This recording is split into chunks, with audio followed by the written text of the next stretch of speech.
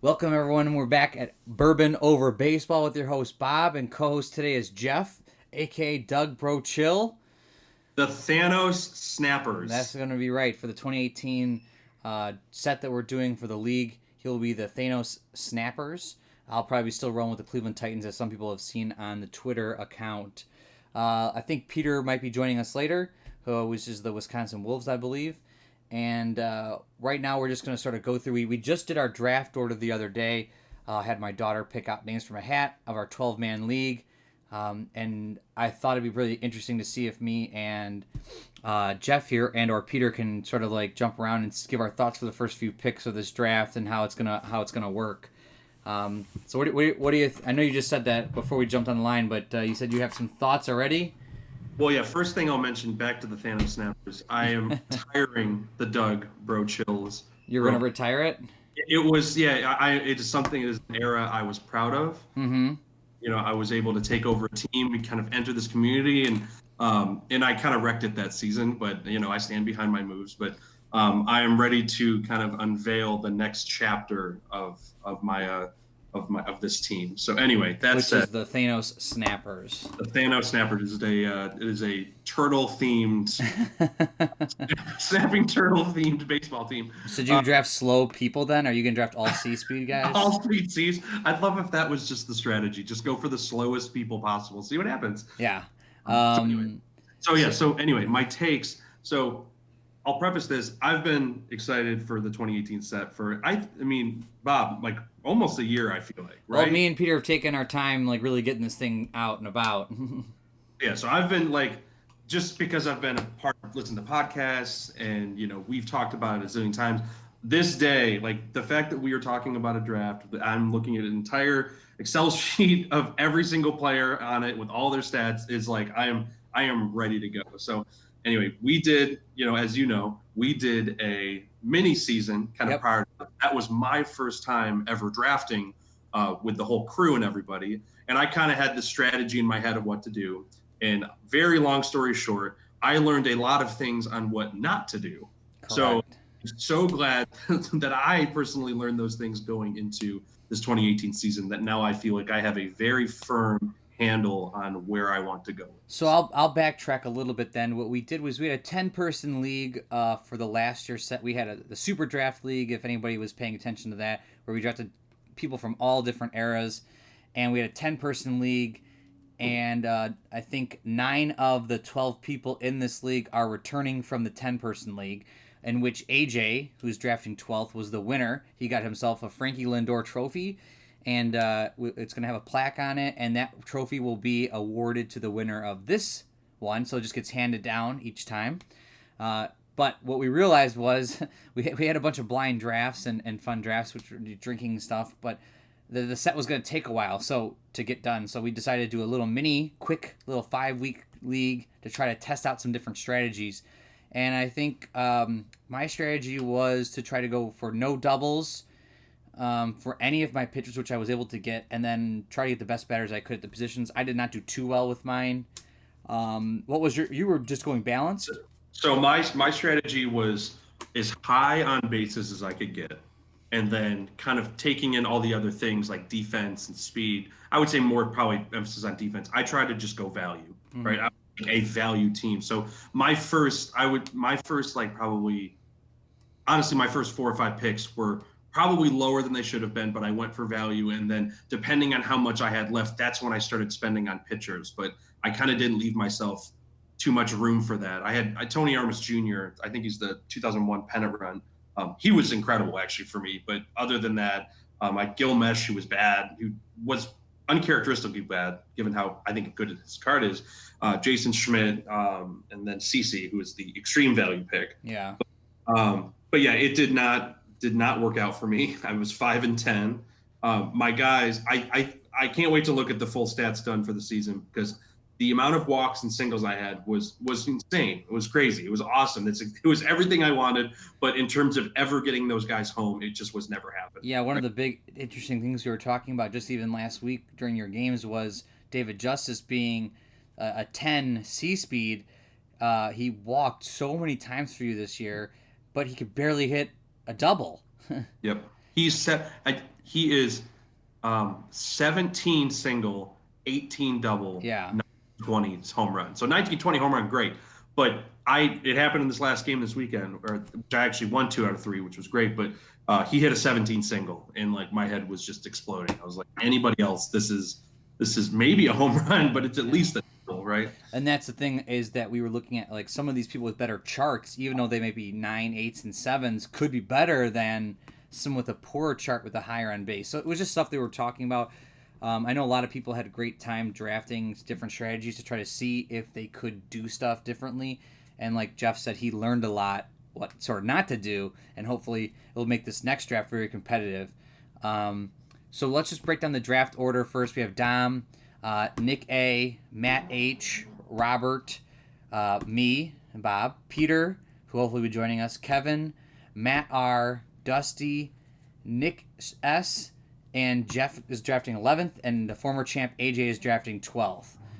What I will say is it's going to be broken up into 3 divisions of 4 teams each. You'll play each person in a division once, and you'll play either 2 or 3 games, I haven't decided yet, of non-division games.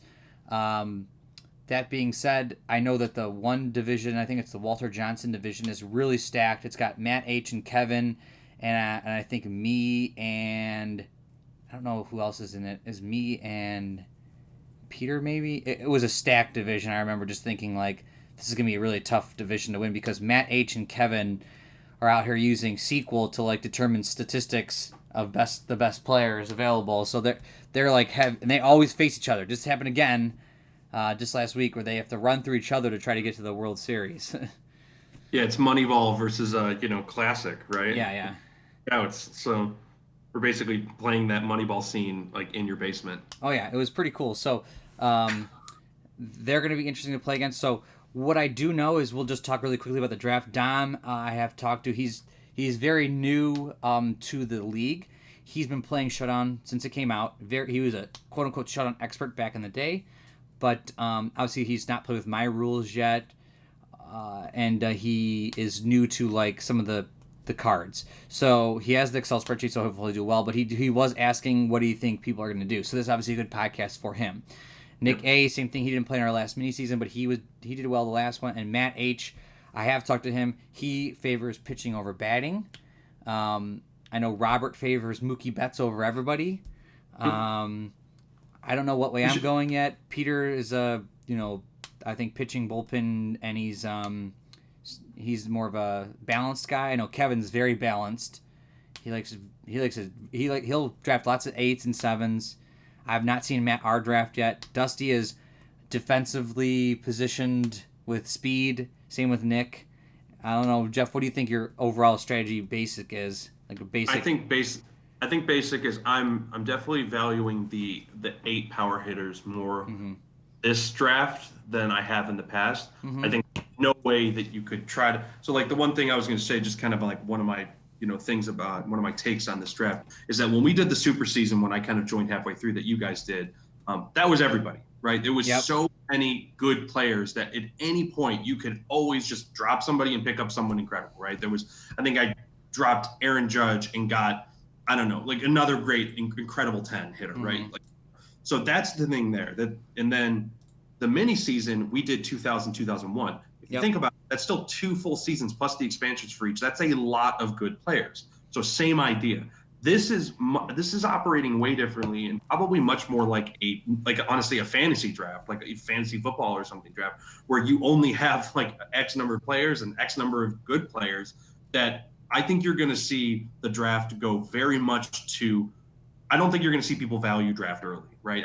I know I'm not doing that, right? Like it's going to be where am I drafting? Who's the best player available? Like, should I take them? Yeah, right? and I was talking about that with Dusty the other day, who likes drafting value early, but I said the same thing. You got to win the game. You kind of need a couple studs. And what we were saying, probably 4th, 5th round, you think people are going to start diving into value? I think around there, because I mean, if I'm looking at the top 10. Okay, let me break off real quick. So AJ, last person, is former champion. He won that year with big pitching like Randy Johnson and stuff like that. So we'll see what he ends up doing. He is the former champ, so everyone should be fearing of him. Now let's go to the big board. Okay, so what are your thoughts? So I think that just overall, I'm just going to take a holistic view and not go dive into the specifics, which I do want to go through who I think is picking how and what's going to happen, right? Yes. But DeGrom is kind of the anomaly, right? He's 670. He's the first, like maybe not even first pick, but he's the best, at least salary wise, the best player in the league. Mm-hmm.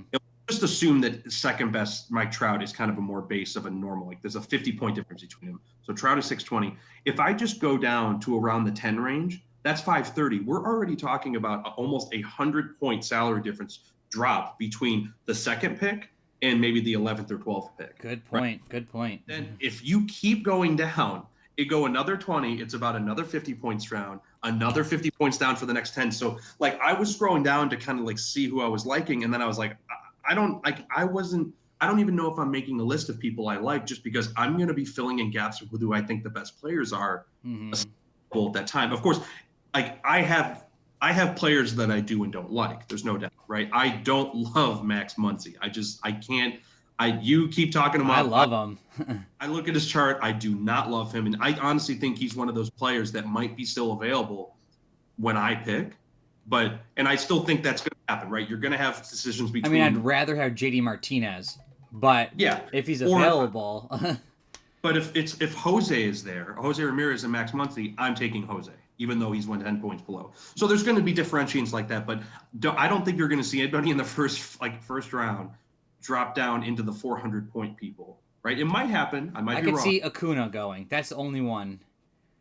Maybe because he's just so fast, and he's a 9 with a 17 home run range. He's very very strong. 13 double. Yeah. 13 double. So anyway, that's I think that like kind of anyway, it's been taking me a long time to say, but my strategy is very much going to be who is the best player available.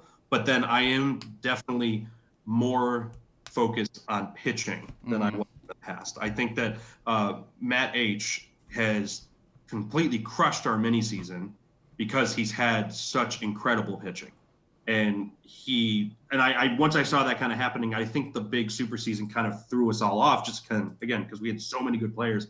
But when you take a smaller sample size, like just the 2018 set, and most of the batters beyond the first 30 guys are good, but they're not as good, right? Like you're going to be able to, as a good pitcher, I think, just annihilate teams. Mm-hmm. So I'm focused more on that. Like I said, I like the on-base 8 power hitters if I can, right? Like Machado's 9, but like I think that he's been 8s in the past, and like that card to me is a lot more envious than it was to me in the past. Yeah, I agree. It's going to be interesting. So I don't like DeGrom. I think DeGrom is, though, I know how well Randy Johnson has performed in our leagues and how well he hasn't performed, because people are like, he's a 3. So technically DeGrom is the 4. He's a lot better. He is a lot better. He's a 4 control, and he's basically the same exact person as Randy Johnson because of the singles. But a 1 through 18 out 4 is huge. I just don't think he's going. I think my strategy.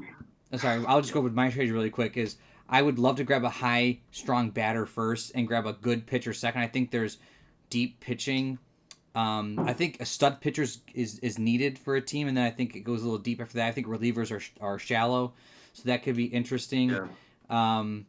But just like let's. So I know that you are big on having the pitchers that don't give up the double. Absolutely, right? And I still agree with that. That's like one of my biggest things. Though, like a Blake Snell is a stud.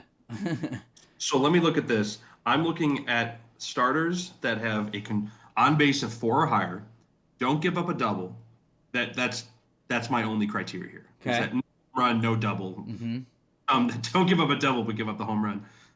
We're talking, if I count, we're counting 10 pitchers.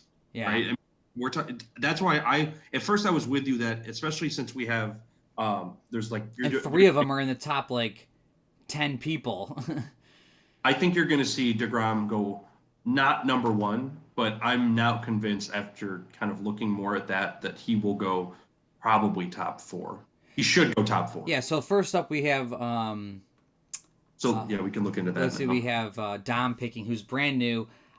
He obviously has played 2001, so he knows what's going on with like the 11s. Obviously, I think he's seen Carlos Delgado. He's seen Giambi. So Does he know that they're that good? I don't know. I don't know. I think he's going. I would go Mike Trout. I think Mike Trout is pick one. Uh, Uh, and the only reason I say it because I actually love Mookie Betts' card. He's technically stronger as a card. He's faster. He's got the +3 on left right field, which is huge. I think there's not many great outfielders in the value area. So if you can lock up a huge you want to get to what plus you want to get to at least a +6 outfield if you can, so that you can it's always huge. have a chance to throw out a base runner who's at like an A speed going home. Yep. Going home from third on like one out is +5 speed. So you're talking about a person that then would have 25 speed. So if you have a 6, you can at least roll the 20 and somehow get him out. But so there's half of your outfield with one guy, which is great. And It's huge. Yeah. he's very strong. 14, you probably get on second base, and 15, you're getting a double. You got 22 speed. The reason the Mike Trout card is so good, in my opinion, is he's a 1-2 out. Yep. If you get the advantage, which you probably should a handful of times with him being 11, and he's not going to hurt you defensively, he's not going to hurt you. And you know this, how devastating a roll is on your own damn chart. Oh my God. Like I rolled. David Justice rolled into a ground Oh, ball yeah. chart or ground double play ground ball on his own chart with bases loaded, where I was freaking out. So Yeah, and he was C speed, so he automatically got thrown out at he was first. automatically out. There was Yeah. no throw. So was I pretty think the tough. 1-2. I mean, I agree that I think Mookie might be slightly better, but I think at 1-2. I mean, he's 3-10 walk, which is substantial. And believe me, walks are annoying, but they're good. They're getting on base. I You think have an A speed 20. he's batting first. Get Yeah. him on base, do other stuff, right? Steal. Like, we're gonna have good catchers, but not as good catchers. I think there's gonna be much more steal opportunities. But I think that my gut says Trout's going first, and then Nick A, which I only played with him in this on the super season, but I think Mookie goes. Oh, I think for sure. I think Mookie goes I think second. he's going to look at this at people left and going, yeah, I mean DeGrom's really good and Blake Snell's really good, but Mookie's the only other 11 available, and he's 100%. Why would you not take such a good Yeah. player at 11? So I think He, Mookie's going to. he's the Saquon Barkley. Yeah. I didn't hear anybody not draft Saquon Barkley. I first. had a first pick in my other league, and I drafted Saquon Barkley. Yep. It's just one of those, like, you have to do that first. It's almost like the Zion Williams thing, or Yeah. you have to take him, right? You just have to take him first, and like that's the pick. And if it doesn't work out, if he's not great, if he walks too much, he never gets home, it happened, right? But like you just have to take him. Yeah, So, and one of the things we talked about with the speed, and we broke this down, was, and for people listening, we took the top. So if you take the top 12 salary catchers, because ours is a 12-person league, the average arm was like a 5. But if you took the top 12 arms, because that's usually what people go with, is they'll punt on catcher to get an arm, the average arm was an 8. So our thoughts were 8's the average arm. Obviously, some people are going to be 10 or 11s or whatever, but you're looking at around an 8 to forecast. And you're thinking that way, I think having a 22 speed is incredible. huge. Yep, it's huge. So I think I really flip between them. I think they're 1-2. Yeah. I've like ever since I saw those cards were out early, right? I think those Yes. cards came out like last year. I think we've been consistently talking that no matter how good the pitching is, and DeGrom is great, Snell is great, those guys are 1-2. Yeah, I think if you took Mookie first, no one's going to be like, I can't believe you. So I think the only time people are going to judge you, and who cares really, but if you went pitching first, but unless you felt really dedicated about it, because the weird thing we don't realize is, remember this. Here, I'll bring up my big board real quick on my screen. Let's see if it loads. Okay, that you're picking first, and then you're picking 24. Yeah. So then yeah, my little thing is a little off here. I had planned this on a 16-team league, but yeah. But let's say you did pick first, and then you're going 24th, and if I go 24 down, Yeah.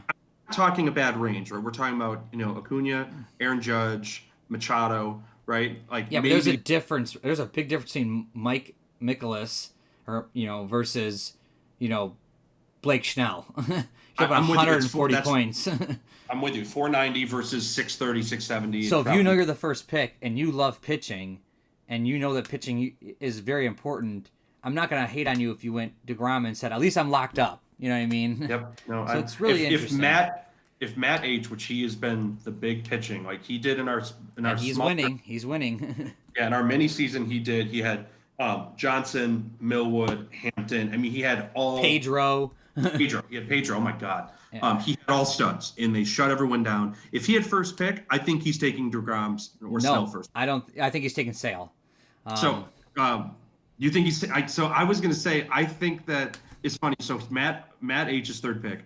That could not have worked out any more perfectly for him because he's not. I don't think he wanted 1-2, right? Because 1-2 would be Mookie and Trout. He didn't want them anyway. So he's going to have his pick of whatever pitcher he wants at that spot. That's the spot, honestly, that I am the most jealous of. Yeah. Just being determined, like with those guys being gone, unless they weren't gone, and then you take them, that he can just choose the pitching strategy he wants, at least for his number one. Yeah. And sure, not great because he's going to go pick at 22nd, but there's still a lot of strategy you can play with what pitcher you want. Like I think his first two picks will be pitchers, if not 3-4. Yeah, I think for sure his first two. Well, it depends on I guess where it falls, but I think his first pick, he's going Chris Sale. I actually personally like Blake Snell better than Chris Sale, but I like Chris Sale, Blake Snell. Probably ahead of Bauer, or sorry, behind DeGrom. But I think I like DeGrom better than Bauer. I don't know. It's tough for me. I guess I like. I think I do too. That one's toss up, but I think DeGrom is better than Justin Verlander and Max Scherzer. I don't like Max Scherzer being a 3. That's rough for me. I think he falls really far in my charts. But if I'm Matt, I think he's going Chris Sale. Personally, because I think he likes the big out. He's a 1-17 out, and he's still a 5. Like that is ridiculously powerful. I think he's taking DeGrom. Really? I think he takes DeGrom. I think that he has not had super success with the Randy Johnson types, but he always consistently picks that type of card. DeGrom is a Randy Johnson. The only reason I like DeGrom there is the no doubles. I mean, he's so strong at no doubles. And a 4 is great. A 4 is great. He's still 4 control. Yeah. He's 4 control for 7 innings. I mean, that's still like he could still finish a game pretty consistently if he needed to, even at 2 control, because his chart is still just unbelievable. Yeah, right? I mean, you're absolutely right. I forget about the 7 inning thing. He should be. Damn, he's such a good card. I mean, you got to think like Randy Johnson at 3 was rough, but 4 is way different. He's a step above. You there, Peter? Peter! Oh my God. I'm here. He's a step above Randy Johnson. That's right, he is. Max Scherzer is Randy Johnson. Yes. I agree with that. 100%. With a double, though, which is rough. Yeah. So he's like the slightly worse Randy Johnson. And then you've got DeGrom, 7 innings of 5% more charts, which makes a huge difference. Yeah, and we're talking about control 4. Yeah, we're talking about hitters that aren't as good in it's just one season. I mean, how many 6-7s are there, right? If you still 4 control is still pretty good, right? Like especially when people are going to have to really dig into those 6s and 7s to get value. Yeah. Yep. So Peter, welcome. Obviously, everyone knows Peter. He's been away for a while, but everyone loves Peter. Thank you for being back. A lot of lineup. Peter, how was the football game? Very dramatic. Still, so I'm delayed because I got sucked into the Michigan game. Army came so close. Glad I stayed away from betting on it. And it was exciting 2 overtime affair. But glad to be here talking Showdown. There you go. So Peter's back. The best thing about this is Peter, we ended up back-to-back in the draft, so we're going to be fighting each other for the cards that we like. Oh, boy. Yeah. Are you 7? No, I'm 5. So I'm ahead of you going the first round, but obviously I'll follow you, every other round. So you're either going to take Snell or Bauer from me. Well, I don't know. So that's kind of what we're talking about here. I love this. Yeah. So I love this. So Sale, we think Mike Trout and Mookie Betts are going 1-2, and we think then probably DeGrom or 3? Either DeGrom or Sale. Jeff thinks Matt H will go DeGrom. I think Matt H will go Sale. Okay. So one of those 2, 3. Yes. So 4 is my cousin Robert, who is in love with Mookie Betts. He's going to be just mad at that point. Yeah, if Mookie Betts, he's not even going to know he's picking. He's just going to be mad that Mookie's. If Mookie can fall, like if some reason one or two wants to get DeGrom, which I would not be mad at. I just personally think Mookie and Mike Trout are better. It'd be interesting because I think Robert would for sure go Mookie Betts, but if not, I think he goes Blake Snell. I'd say the same thing. Yeah. Yep. Yeah. I know that you guys are big on the no doubles. And I think there's 10 guys with no doubles who have like a control 4 or higher. I'm sure those guys will go, but I think there is a lot of starting pitching depth and not as much high end hitters. That's exactly my thoughts as well. And I remember this happened in Matt's draft with his league, where starting pitchers went on a big run early, and then I was still able to get like Greinke. I got Verlander in like the 7th round. That's ridiculous. What? Yeah, that's crazy. Because everyone picked their starters and then was running out of points, so I could wait on it just because they were running out of guys. Yeah, that was the league. I ended up with Martinez and the Bryce Harper pennant run card in the 10th and 11th pick somehow. Yeah, and that's why I got Mike Trout and Trevor Bauer. Like I don't know how that happened. Oh yeah, Bauer fell. Yeah. I don't know how Bauer I think will be first round. Yeah, he will be in our league. He won't. He definitely will not. Past Bob and I. Yeah. No, that's what I mean. But I don't like even Verlander, who's also great. I don't know if he's first round. He might be late first, but he's definitely second. There's no question. Yeah, he and Nola. Yep, I think love Kershaw Nola. Should be in the second round. I think he went like 7th or 8th in that other draft, which was insane. Yeah, so let's see here. I think Mike Trout and Mookie are going to be off the board. I would assume that if Schnell and Sale are gone, let's say that my decision is between DeGrom or a great batter. You're taking DeGrom. I don't know how. You're him or Yelich. That's what I'm saying. I should just take Yelich just because I'm in front of Peter. Like you jerk. You wouldn't. I can't believe we're talking about DeGrom going to a 6. I don't know how I could pass up on DeGrom, even though I love Trevor Bauer being 2 more control. DeGrom has 3 more outs. That's I can't believe that if Bob passed up on DeGrom to take Yelich, I would take Acuna number 6 just to spite him. Ooh. Well, you could take him coming back the second way before I pick again. You guys being back-to-back is now one of my favorite things about this draft. So, no question. So I assume I'll probably take DeGrom. I would probably take DeGrom, Snell, or Sale. So I guess whoever's available, I'm probably taking him over Bauer. Yeah. And I think they're better than Yelich, even though I really, really like Yelich. Yeah. And the problem I have is I hate not being able to get maybe a JD Martinez or a Max Muncy because I really like those 2 batters. So let's say JD is absolutely killing it in that other league. He is so strong. You want me to say something, Bob? I think tell me I'm crazy here.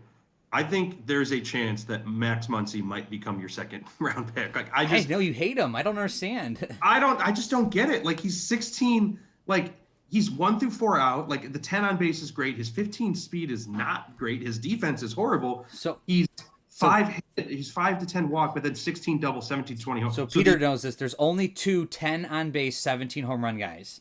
And it's JD Martinez and Max Muncy. That's like the 40-run home run power. It makes a big difference, I think, between the 17 to 20 homer and 18 to 20 homer, especially with the on-base 10s. The only reason that Yelich is so good is because he's great fielding and he's 21 speed.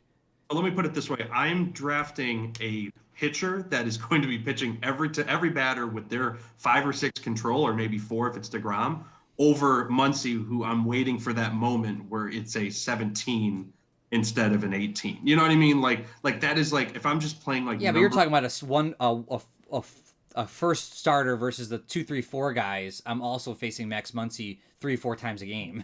Maybe I'm just saying like it's just I think that he drops 2nd round. JD may be great. I mean like the thing is too like I think JD since him and Max are almost like the same type of player. I think JD falls farther just because I think having outfield with a +0, you just cannot swing. No way. anymore, I right? I think he's quick. Let's just keep going. So Yeah, if I I'm don't know. taking I hope DeGrom, they both fall. you don't think they do, or you hope they do? I hope they do. Oh, so do I I. think they do. I think they do. All right. So So I, if like, Peter, who you they're going to taking lead the league in home runs, I think. for sure?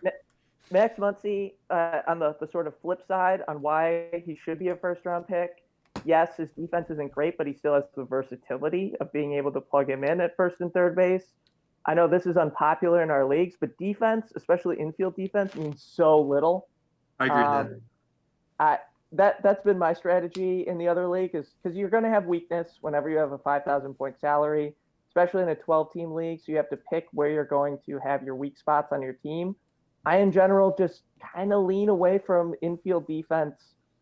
I leaned heavily away from outfield defense, which was a problem in my other one. But I think that just having versatility and then having someone who's going to be one of the best power hitters in the league and being like, I can pick a good first baseman or third baseman with some speed and power later in the draft, whichever one's available, is very helpful, while also getting a surefire power slugging number 3 hitter that you can rely on consistently. And then Speed B isn't fast, but it also isn't going to get any of those automatic double plays. Absolutely. And I think he's going to be okay on the base paths and be able to come home enough on fly balls and stuff. So these guys also really 1 like through 4 out, 1 through 3 out. They're not killing you. no, I mean, 1 through 3 out for JD Martinez is incredible. yeah, he's Yep. an absolute beast. So okay, so I really think good. So- I'm with you. I think so who that they probably are taken. I'm just who you taking then, Peter? You going to take Yelich if Yeah. you're the 5th pick and those guys are exactly gone? Well, according to my big board, Yelich is the number 3 player in the draft. Whoop whoop. So it would be an absolute steal to get him at 6. Great value. I think you're right. I think Of the Yelich speed. is so good, and he was doing really well in Matt's league as well. He's the MVP right now, Yeah. I believe, which hurts me. Yeah. Does he mind? But a 1 through 3 out player who's got tons of power, especially on the back end of his double range, tons of speed, and will not hurt you in the outfield. I mean, this is a fantastic card. Yeah, I really like him. I mean, if anything, the only real downside to Yelich is his 2019 card is going to be so much better that it feels like I'm getting the weaker version. Yeah, even though yeah, he's still a legitimate MVP. oh my gosh, I love So it. who? Okay, so then Kevin probably the best Jeff out of everyone. So if Yelich is gone, who is Kevin going with? He's a very balanced player. I think if I'm guessing, I don't think he's going to be happy with his options if the draft order goes the way we just said. Well, he's not drafting Max Scherzer because he hates the Randy Johnson types. No, he's definitely not doing that. I could see him go Verlander. I was going to Bauer. I could see him go Bauer. He's a big Indians fan. It's Verlander or Bauer. I think it's probably, my gut says it's Bauer. Does he favor pitching over batting? I bet I could see him go no, JD I don't Martinez. I don't think he goes JD or Muncy just because he focuses on defense pretty highly. You're right. I don't think he'll go that outfield +0. I think he'll do what Peter's saying, where the infield is not as important, but he's always characteristically had very, very high infield and outfield defense. What do you think, Peter? You think he'll go Trevor Bauer?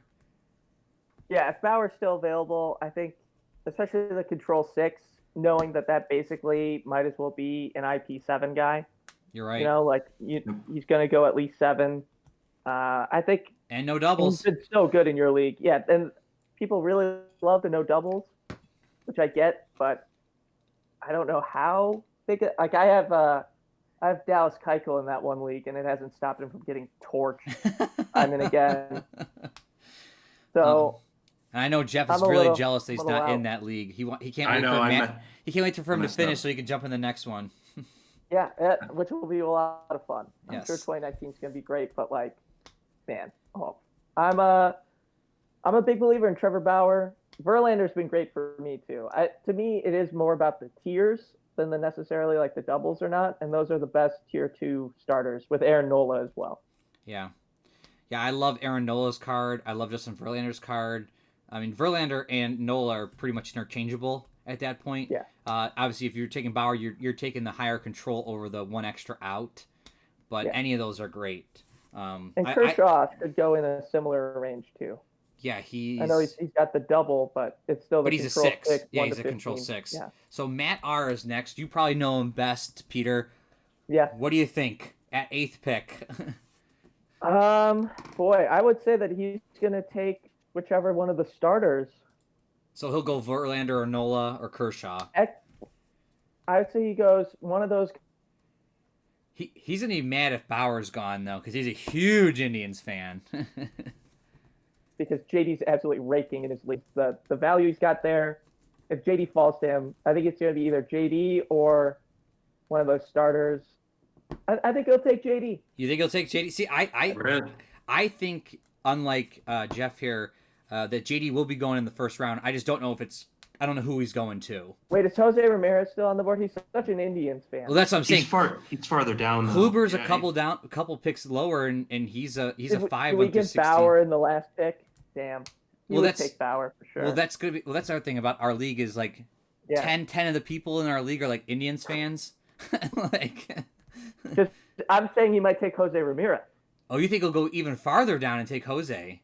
I mean, he's a plus fielder. I don't know how far down that is. Plus fielding, third base, second base. It's a 16th pick, hypothetically. I feel like he is so, like, he's got all the statistics on how everyone's done. Like, I feel like he's going off of those, and like if he reaches to Jose, that would very surprise me. Because I look at the big boards that we did, and Bob, you have Jose Ramirez as number 8. Oh yeah, I love Jose.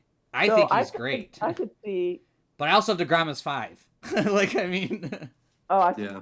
I might be working off an old big board. I have your DeGrom as 3. No, sorry. JD Martinez I have as 5. I have DeGrom as 3. Yeah. You're right. Yeah. Oh yeah, you're in the same chart as me. I can see you up in the corner. Are we calling Jose? I kind of love I kind of love it though. I think Jose's great. Card. He's an incredible card. He's really good. The double at 14, plus defense, third base, second base. A speed 20.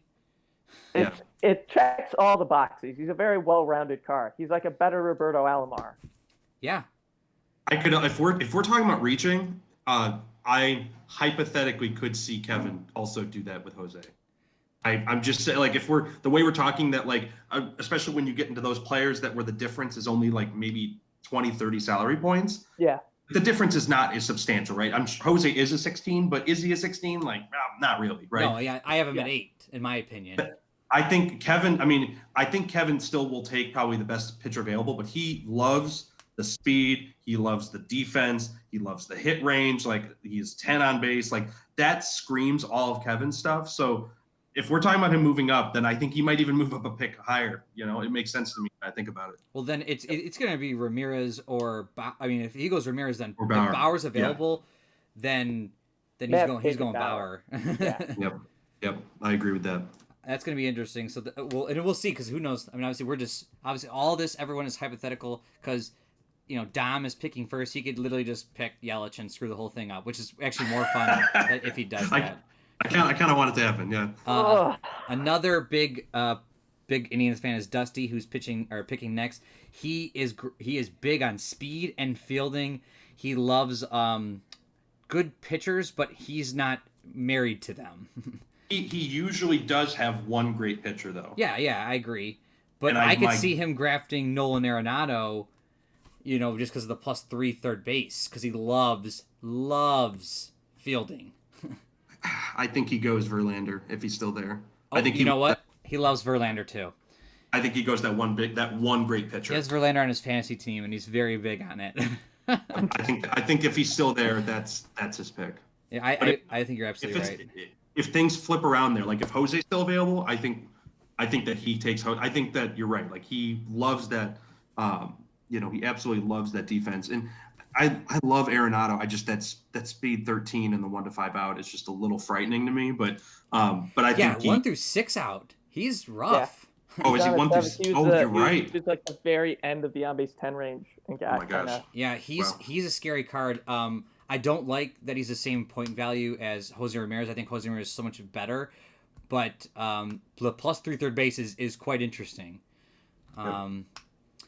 So I assume one of those will go, and then Nick S is another big pitching fan.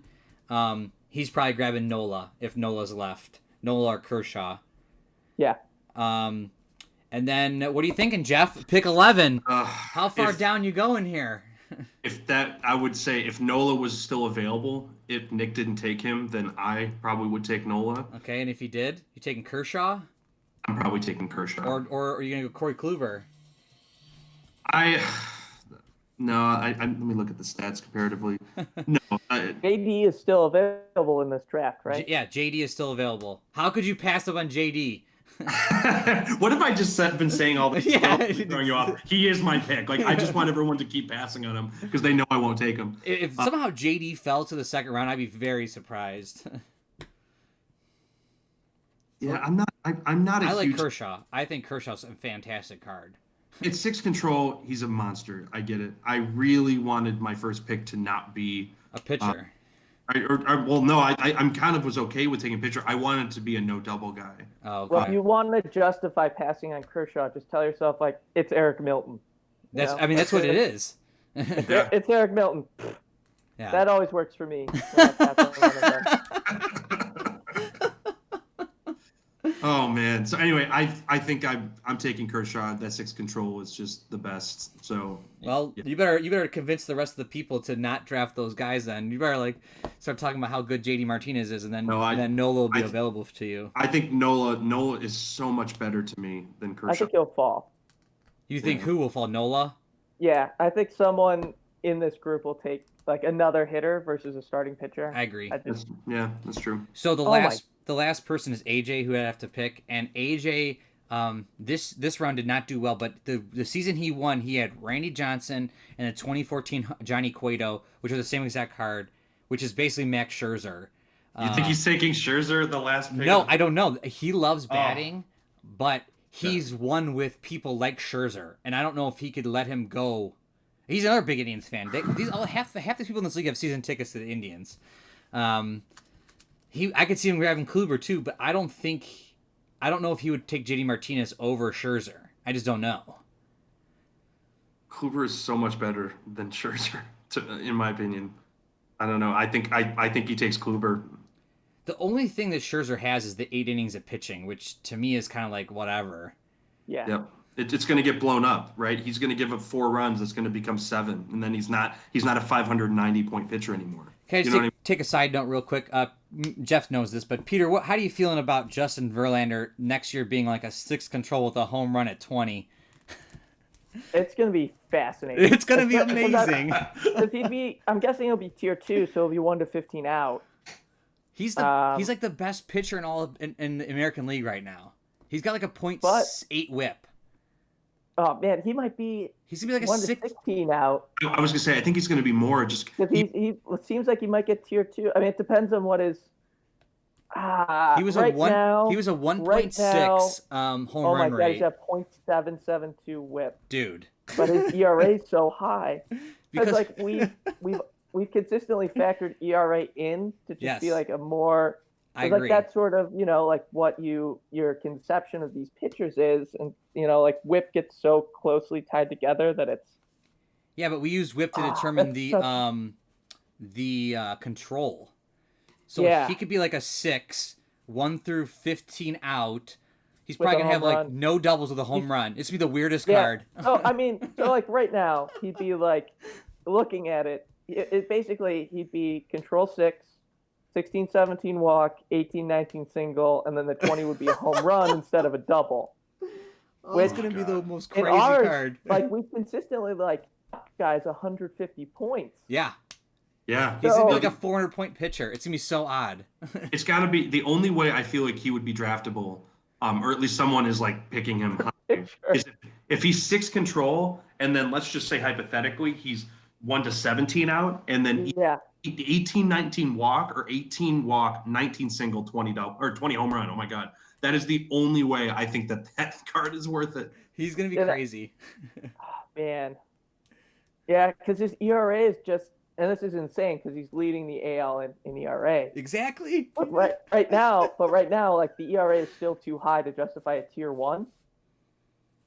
Yeah. Usually. No, he'd have to bring it down, but he's throwing no hitter, so I don't know what he's gonna Yeah. do.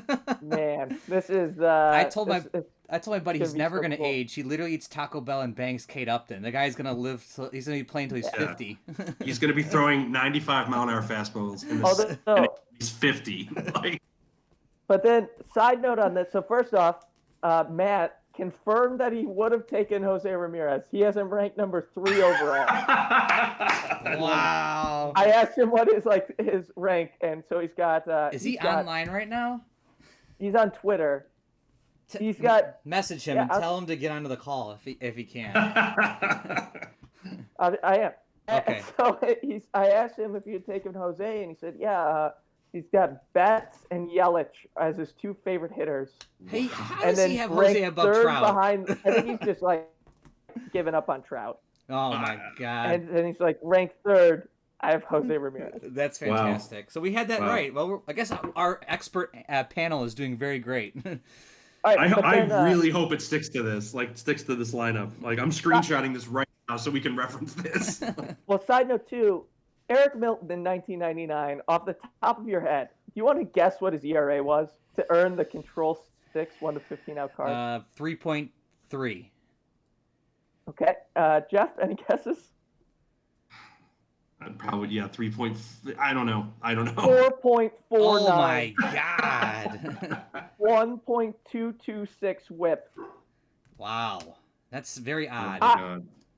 I have to the more card creating we've done, and the more I've looked at the original stuff.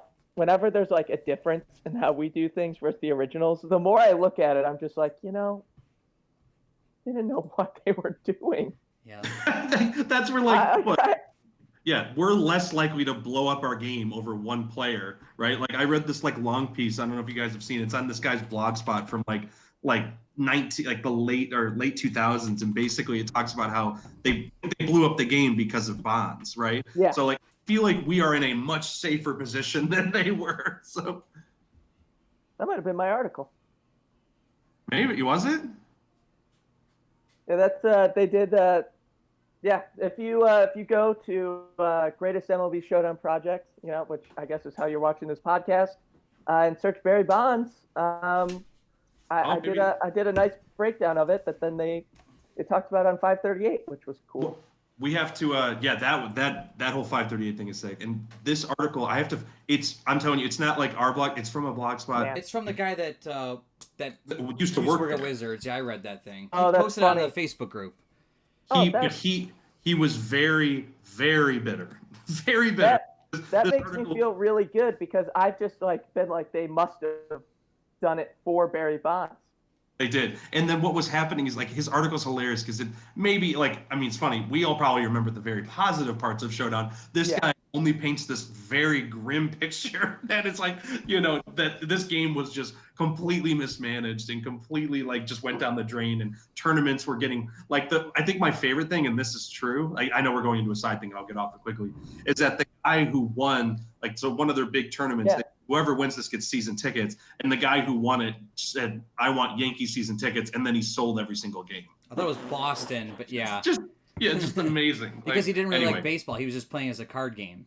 Yeah, exactly. All the people that were playing it weren't baseball people. They were just using strategy cards to make the scores be 32 to 28, Yeah. It was like football. All right, so who do we think AJ's... we took out strategy cards. Oh my God. I was telling someone else this, if you just make the rules more advanced, that's all you have to do. I have a ton of rules in my league where you add a lot more control to the owner, and you don't need the strategy cards anymore. And our scores, Jeff knows this, are pretty realistic. There are games where it's...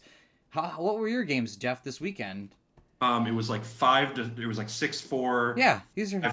5-1. It was that's fantastic games. The only situations where our simulations or our games fall outside of normal baseball scores is when somebody has a pitcher that it's 8-1, and you just leave him in.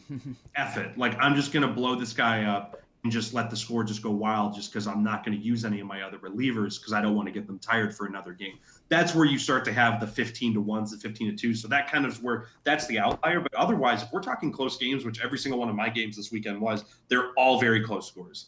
Yeah. All All right, so let's get back to it then. I'm gonna tag in JD Martinez for AJ because I think he's gonna be gone in the first round. And so we're just gonna pretend like that's who's taking, and I don't know if he is. So I think he'll take JD, and I think being the 12th You should pick. take Muncy. No, well, then, he's gonna take a pitcher batter. He's the 12th pick, Yeah. so he's gonna take. Yeah. I think he's gonna take Scherzer or Kluber. Ooh. so then he has the back-to-back. Like, Yeah. he's probably taking JD. Let's just say hypothetically, he takes JD, Yep. and he takes. You like Kluber, but what do you like, Peter? Well, I guess Kluber's still a really good tier 2. Yeah. I don't know. I think it's 540 points.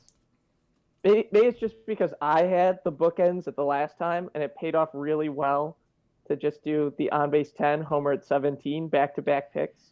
That would be pretty sick. I don't know if AJ's That's listening. what I did in the first draft, and my offense has been, at least according to that statistical breakdown that one guy did, Lo Mein, who did that value regression, my offense has been absolutely killing it.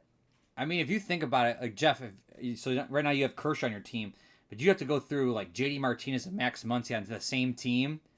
That's rough. I don't think he's doing that though. He's gonna get.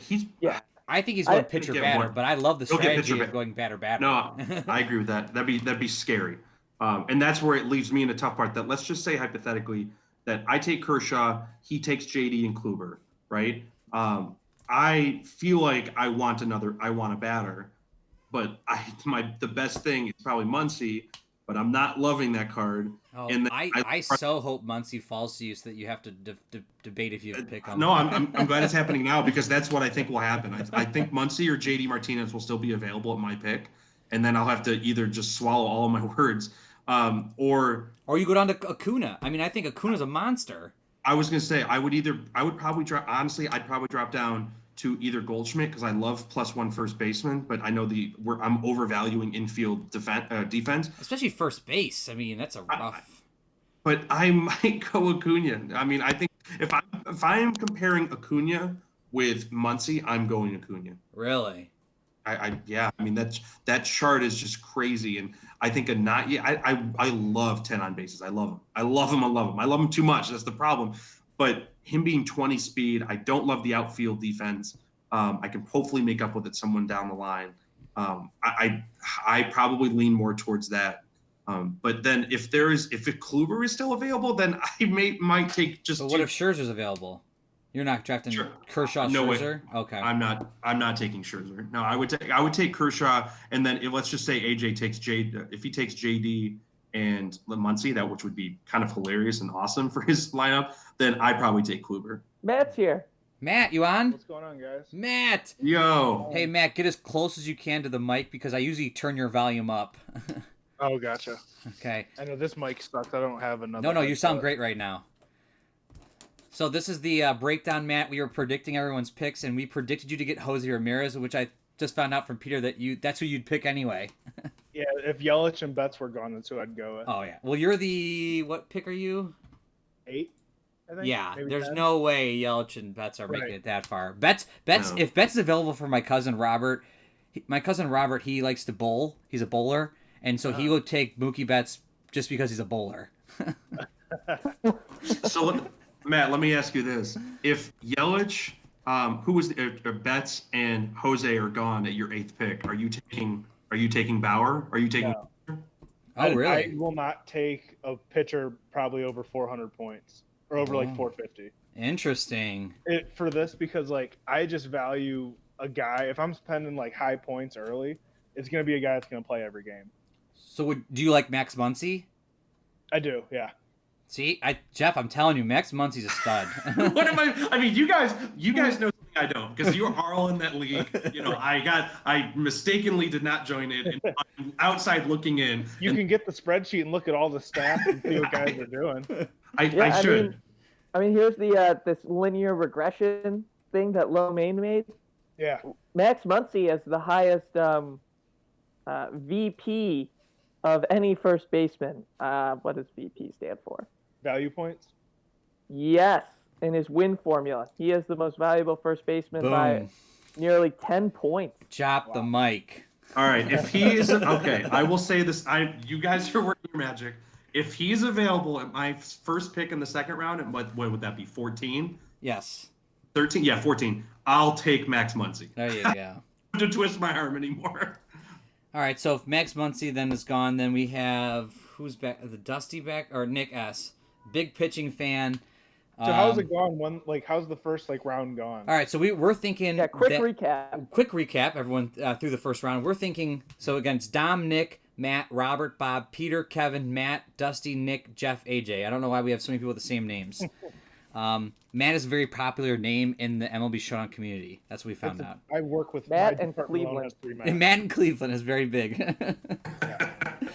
So we got Mike Trout going 1 to Dom, Mookie Betts going 2, Chris Sale going 3, Blake Schnell going 4, DeGrom going 5 to me, Yelich going to Peter at 6, Bauer going 7 to Kevin, 8 is you with Jose Ramirez, Matt, 9 is Justin Verlander, and we already broke down Justin Verlander's card for 2019 is pretty funny. And then 10 would be Aaron Nola, 11 Kershaw to Jeff, JD Martinez 12 with Kluber on his back end because I think AJ will go pitcher batter. And then we've convinced Jeff now to take Max Muncy with his 14th pick. Sounds good. I'm all about the VP. I hear you. Are you sure you don't want to take Javi Baez instead? He's a stud too, though. He is. That is a fun card. I would love to have that card, but not even my second pick. So with who's left, who do we think if Aaron Nola was to Dusty? I think he's taking Nolan Arenado 100%. Really? He loves fielding. Defense, right? He loves defense. Well, he's a speed C though. You know what? I bet he takes. Take Lindor. You know what? I think you're right. Just because he's a +5, and he's still powerful. Where is he? He's my 14th ranked pick. Lindor's a stud. He's got 440 points. And I think there are going to be. I guess I don't know everyone's strategy, but I'm sure in the second round, people are going to start going. I want a guy who's not 500 points. I want to get one of the really good. I think Andrew Benintendi went in the second round for some reason. Is he the 10 on base guy? He's a 9, but he has He good went speed and doubles to 12, something like that. And so it was I'll get a guy for under 400 or. He's 390 with left field, right field +2. Pretty good chart. I thought it was a huge reach, but did you guys pull up my draft when we were talking about it? No, we were not. Okay, I have it open right now if you want to. Can you send me? Let me were see there if any? I can bring it up. Did Whit Merrifield go in the second round? He went early. Third. He took Malik Smith with his second round pick. How's his team doing? He's right. Everybody's got fucking 20. I mean, is this being recorded? It is. Yeah. You're allowed to swear. Okay. So he went Jose in the first, Malik Smith in the second, Whit Merrifield in the third, Aaron Nola in the fourth. Yeah, starting pitching fell. And Aaron Nola in the fourth round. You don't even want to know. People started really pinching points in that league. So Bob and I were drafting big ticket guys consistently. Yeah, that's how Bob ended up with Machado and Story and Trevor Bauer. And Mike Trout. Yeah. Because this seems to be screaming at me that Peter and Matt, what I was saying before was that this is operating very much like a normal fantasy, almost like a fantasy football draft. Yeah. You're not reaching down for value in the first handful of rounds. You're getting good players first. I don't care if you love the guy, in the third round who's going to be picked there, and you want to make sure you get him. You're taking, I don't know, Aaron Nola or Verlander or Martinez. Matt, can you send me an email, Matt, with the link real quick so I can bring it up for everybody? Yeah, let me. Because all I have is the 2018 team stats. Yeah, Nola going fourth round blows my mind. Literally, I got Verlander in either the end of the fourth or in the fifth or sixth round. Perfect. You got him in the sixth. First pick of the sixth. All right. In the sixth? Yeah, he's gonna be a top 10 pick for us. So again, this is a 10-person league, so just remember that too, Jeff. Well, this was a 10-person draft. But that's still with the word 12. I mean, that's still saying what the Verlander was the 50th pick or the 60th pick. He's one. And I think a big people part are of it going is for their team balance too, because Points. I looking at, I mean, like Kyle Schwarber went in the 4th round. Yeah, I mean, like Kyle Freeland, Lorenzo Cain, People took David the affordable Price. options. Wow. Yeah. I think I don't think you're going to see that as much in this. My league's a little more aggressive. Is there a point limit in this one, Bob? 5,000. Yeah. Okay. It's less than yours. I thought yours was just 5,000. Mine was 5,000, but you had to go the full 20. Which you do not have to in mind, but you can. Oh. You can, What's my minimum? 18 is the minimum. The maximum is Okay. 20, so you can draft bench players, which you could fill up with more relievers. Oh, that's a good point. That's what you were talking about earlier. Won't need it when I get all of the ace relievers. Don't ask me when I'll pick them that no one else will. Which That's a great point. But which Matt will tell you has been doing well in his league. The people with the I think good you need at relievers least are winning. 3. Yeah, that boy X has, I think, the lowest bullpen ERA right now, and he's got the best record. Yep. Now I'm looking back on this podcast. Maybe we should redo it because I think that people are going to listen to this, especially in our league, and probably look for guidance. And I think we should redo it to say that Josh Hader gets picked first. I think He Josh didn't get drafted. Josh Hader might go to Matt H because he's the guy that likes him the best. I He agree with didn't that. get drafted in my draft. He didn't? Oh my gosh! That 440 points for a reliever is tough. It is Yeah, very no, tough. I agree. And I he agree got with that. lit up because he was on the Aurora Anteaters team, and he got lit up. And so I ended up dropping him off that team. Just like reality. Wow. Ooh. Wow. Like, he'll strike out everybody when he gets the control, but, a 3 going against 8, 9s, 10s, you got those chances. Yeah. Wow. All right, so let's just go back to what we had here. We have Lindor, and then Verlander went to Verlander went to Kevin. So who do you think Kevin takes next? Or what were you saying? Dusty I think picked? Dusty takes Lindor because Lindor's a good speed with great fielding. So I think that's kind of right up Dusty's Or wait, alley. I think we had Nick S taking Lindor, so then Dusty would be up next, right? Sorry. Yeah, we have Nick S taking Lindor. Dusty. Wait a second. Now I'm confused. That's a tough. Nick S. We have yes. You're right. Dusty's now picking. And I could see Dusty would also like Frank since Lindor didn't go. I can see Dusty grabbing Trevor Story. Yep, or Machado. Or Machado. I don't know if he would go to Acuna because of the 0 left field, right field. Yep, I agree. Oh man, can we just make this draft in this mock so that Acuna falls to me before Bob? It's working that way. Matt, don't draft Acuna in the mock draft.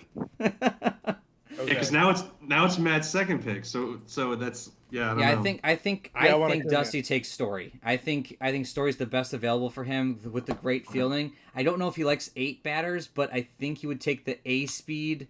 Isn't he A speed? Yeah, he's A speed 20. Yeah. With a ton of power. He's better than Lindor, which is why he's 30 more points. Correct. I just think that it's going to flip flop. Either if Nick S doesn't take Lindor, Dusty is, because Dusty's a huge Lindor fan.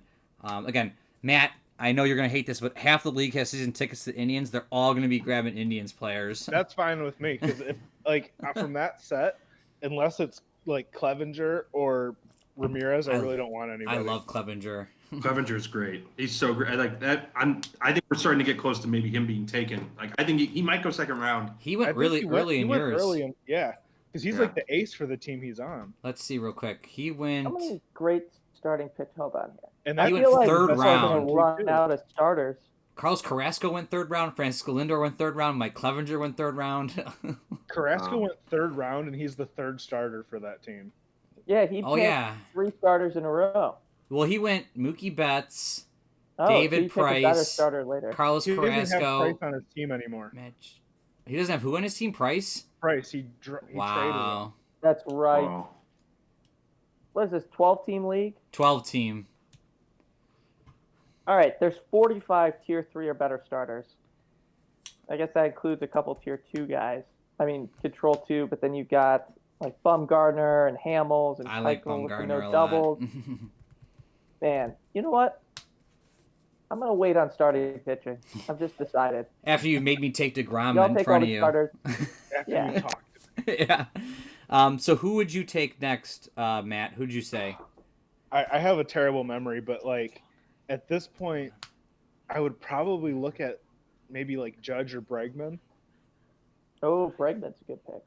and then Yeah. then I'll have like my 2 10s that are going to be hitting, and then I can start focusing on other places. So do you like And they're Bregman versatile over infielders. Paul Goldschmidt or I'm Bryce not a big fan Harper? of Goldschmidt's card. I didn't know Bryce was like. Is Philly's Bryce available? No. I mean, you printed the card, right? I did print the card.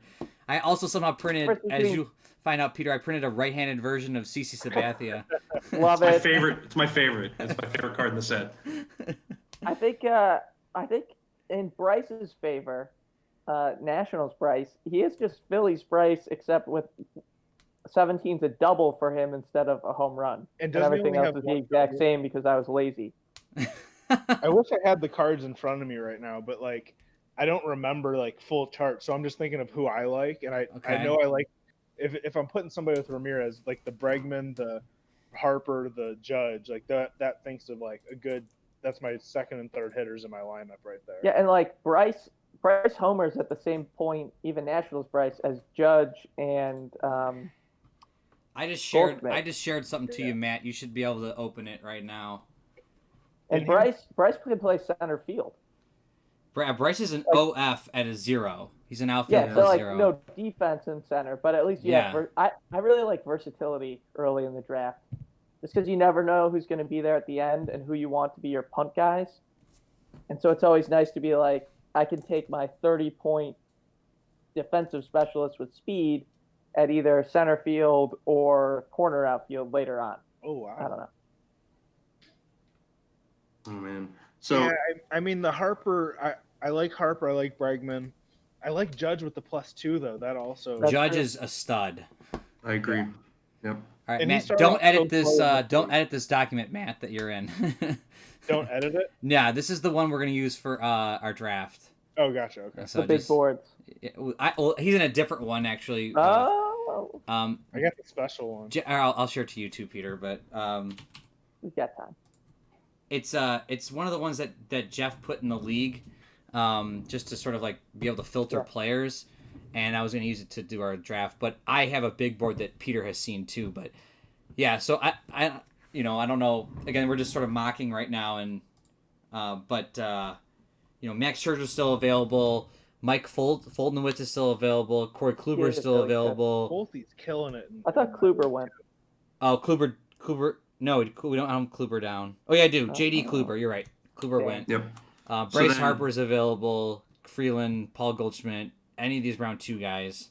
Yeah, I think I would go Bregman just looking at this. What would Really? you play I with? like, Third I like base. I like the Judge pick. I think Judge is better. I like Judge Yeah. way better. I just like the more doubles. I mean, he's got a crazy chart. Yeah. Oh Yeah. my god. I like Bregman's chart just because, like, they're out through 3, and then you got the single plus and more doubles. Yeah. Would you play him at third then? No, No, because you have Right. Ramirez on your team at third, Yeah, this well, is if actually I'd go at great. shortstop then. which is rough. Yeah. So you have. So right now Well- you would have like a 3 infield.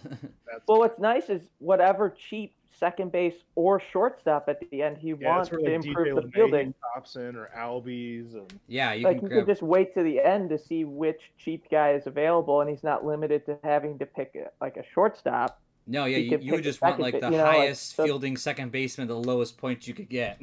Yeah. So that I like it from a versatility angle. So Kevin would pick next. So this is a tough one because he, like I said, he focuses on speed, he focuses on defense. I but think he- he's taking Acuna.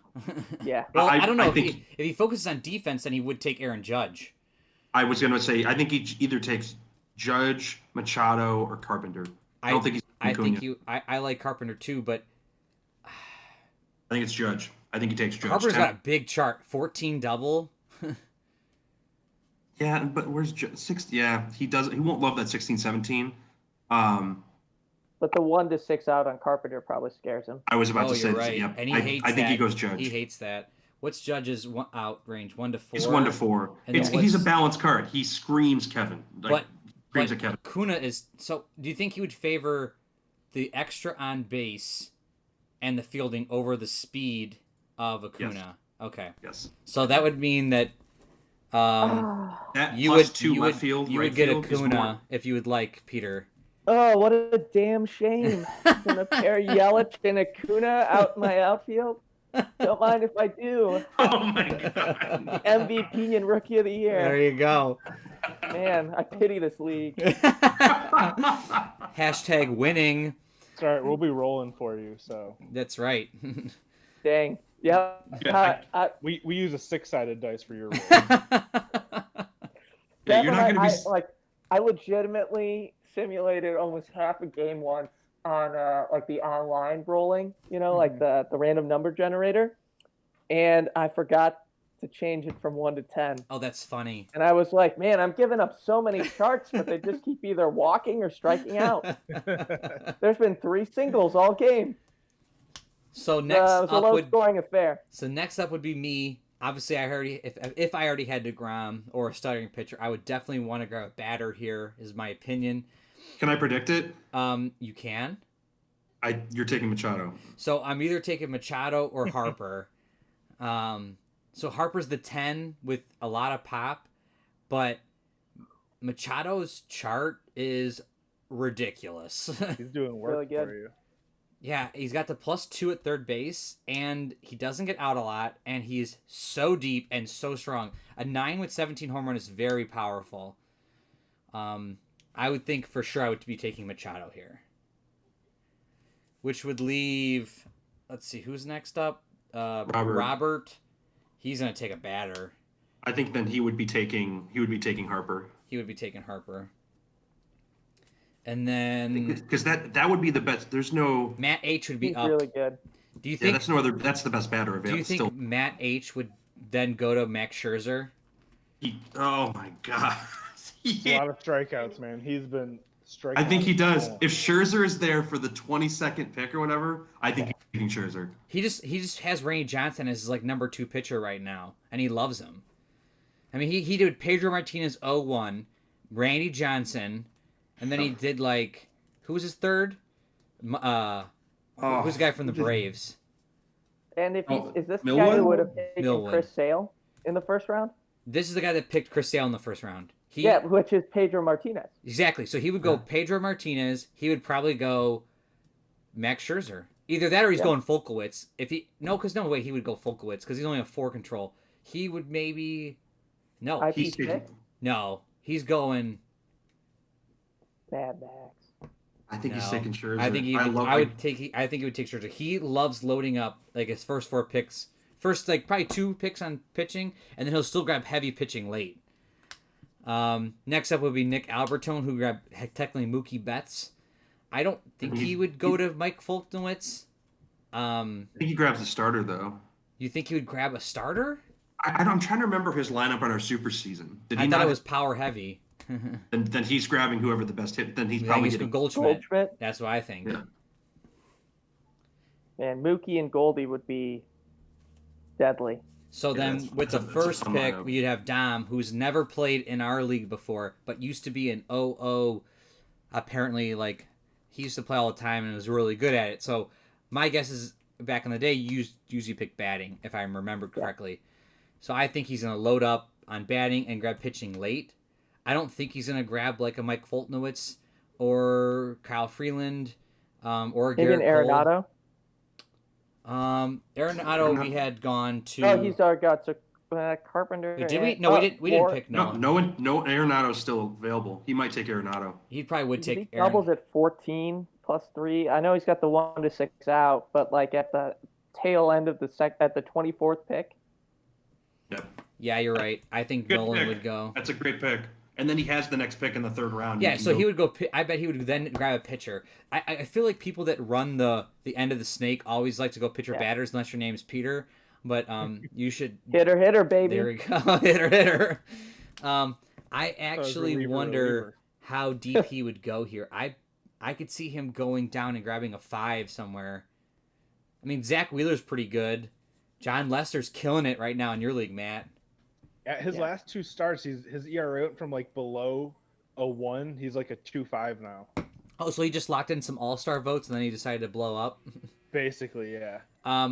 I don't know how he feels about Kyle Freeland. I actually love Kyle Freeland being a no doubles, even though he's a 1 through 14 out, being a 6. I mean, that guy is pretty sweet for me. I don't know if he would take him, but I think he would. Do we want to do like guys who haven't been picked who we really like? Okay, yeah. I don't know Yeah, how much I like longer that. I can record anyway because I do have to do some stuff tonight. So let's dive deep into people's sleeper picks. So we just did the first 2 rounds for everybody that was listening. Hopefully people got some advice from this. But let's dive into people's sleeper picks. Who does anybody want to go first with sleeper picks? I'll go first. It's Clevenger. I think that's the best. That's not even a sleeper. The guy's going in the 3rd round. Oh, you're talking below we're 300 points. Yeah. yeah, what are we talking about? Like below down the 300? draft, 300, 200 Oh, I thought player, you were saying wasn't drafted That yet. isn't a reliever. Whit Merrifield. I think Whit Merrifield goes high too. I mean, he's a stud. Yeah. I think in general, guys who are going to get picked too high with low points are the on-base 10s who can't hit for power. Joey So, like, Votto. Votto, Yeah. They're terrible. Kane, You know who I like? Gilchrist. You know who I like that's a 10 is Anthony Rizzo. He's a 10 on base or a +2 first baseman, only 410 Yes. points. I mean, the 1 Yeah, through I think, 6 outs hurt, but he's a stud. Same with Freddie Freeman, You're 400 right. points. I would actually take Freddie Freeman over him, sorry, because he has less outs and more speed. Yeah. And for 400 points. That's a very good player. I got mine. Okay, where are you at? And it's based off of like the way that I took my first 2 just to tie it all in. Yeah. Joey Wendell. Oh, the guy from Yeah. the Rays? Yeah. That guy's what point the value is he? 260. 260. I'm scrolling On down base now. 8, single plus at 13, I think. Yeah. Oh, I was yeah, just- there he is. He can play like every position. He can play every position. This is your guy that you would Plus like 4. too because he would +4 at second base. Right. That's why I was tying it all in. He'd be my to go with Jose and Bregman. Is he a 1 to 2 out? Yeah. Oh wow, God. he's That's really crazy. good. He can But he's fluctuate got, like, a lot. yeah, no homers. Do you think anybody's And- drafting Joey Gallo? No. I wouldn't Well, recommend it. maybe late. I know. What's Jeff. the Gallo card? He's a Big 6, six. but he's a 13 through 20 home run with a Oh my +2 God. left right field. Now I know Peter likes the Jeff McNeil, Yeah. being a 260 point on base 9 with 22 speed. Now you're hurt here because he doesn't get the fielding, but I know Yeah, he's a terrible fielder. You'll destroy your infield defense, which is the most important part, as everyone knows, is constructing a team. Peter is So, being I sarcastic. think we let him slide. Like maybe at the end of the draft. Just Total so Peter pot. can grab it. Let him Here's- go. I'm also I'll- a fan of Harrison Bader. Where? Oh, Gatorade. Did you see that catch he made the other day? It was pretty sick. My least favorite player in the major leagues. A really good I hate him card. so much. He's No. terrible in He's on real life. He's I'll- A speed 20, solid. 13 double. Another good guy is that people might like late is where'd he go? I just had him a second ago. Chris Taylor at 280. Yeah. Shortstop +4, 1 through 3 out. He's a 7, but he's A speed 20 and he doubles at 11. That's And I crazy. think people Oh my need God. to embrace the 7s, in all honesty. They need to. I 'cause agree.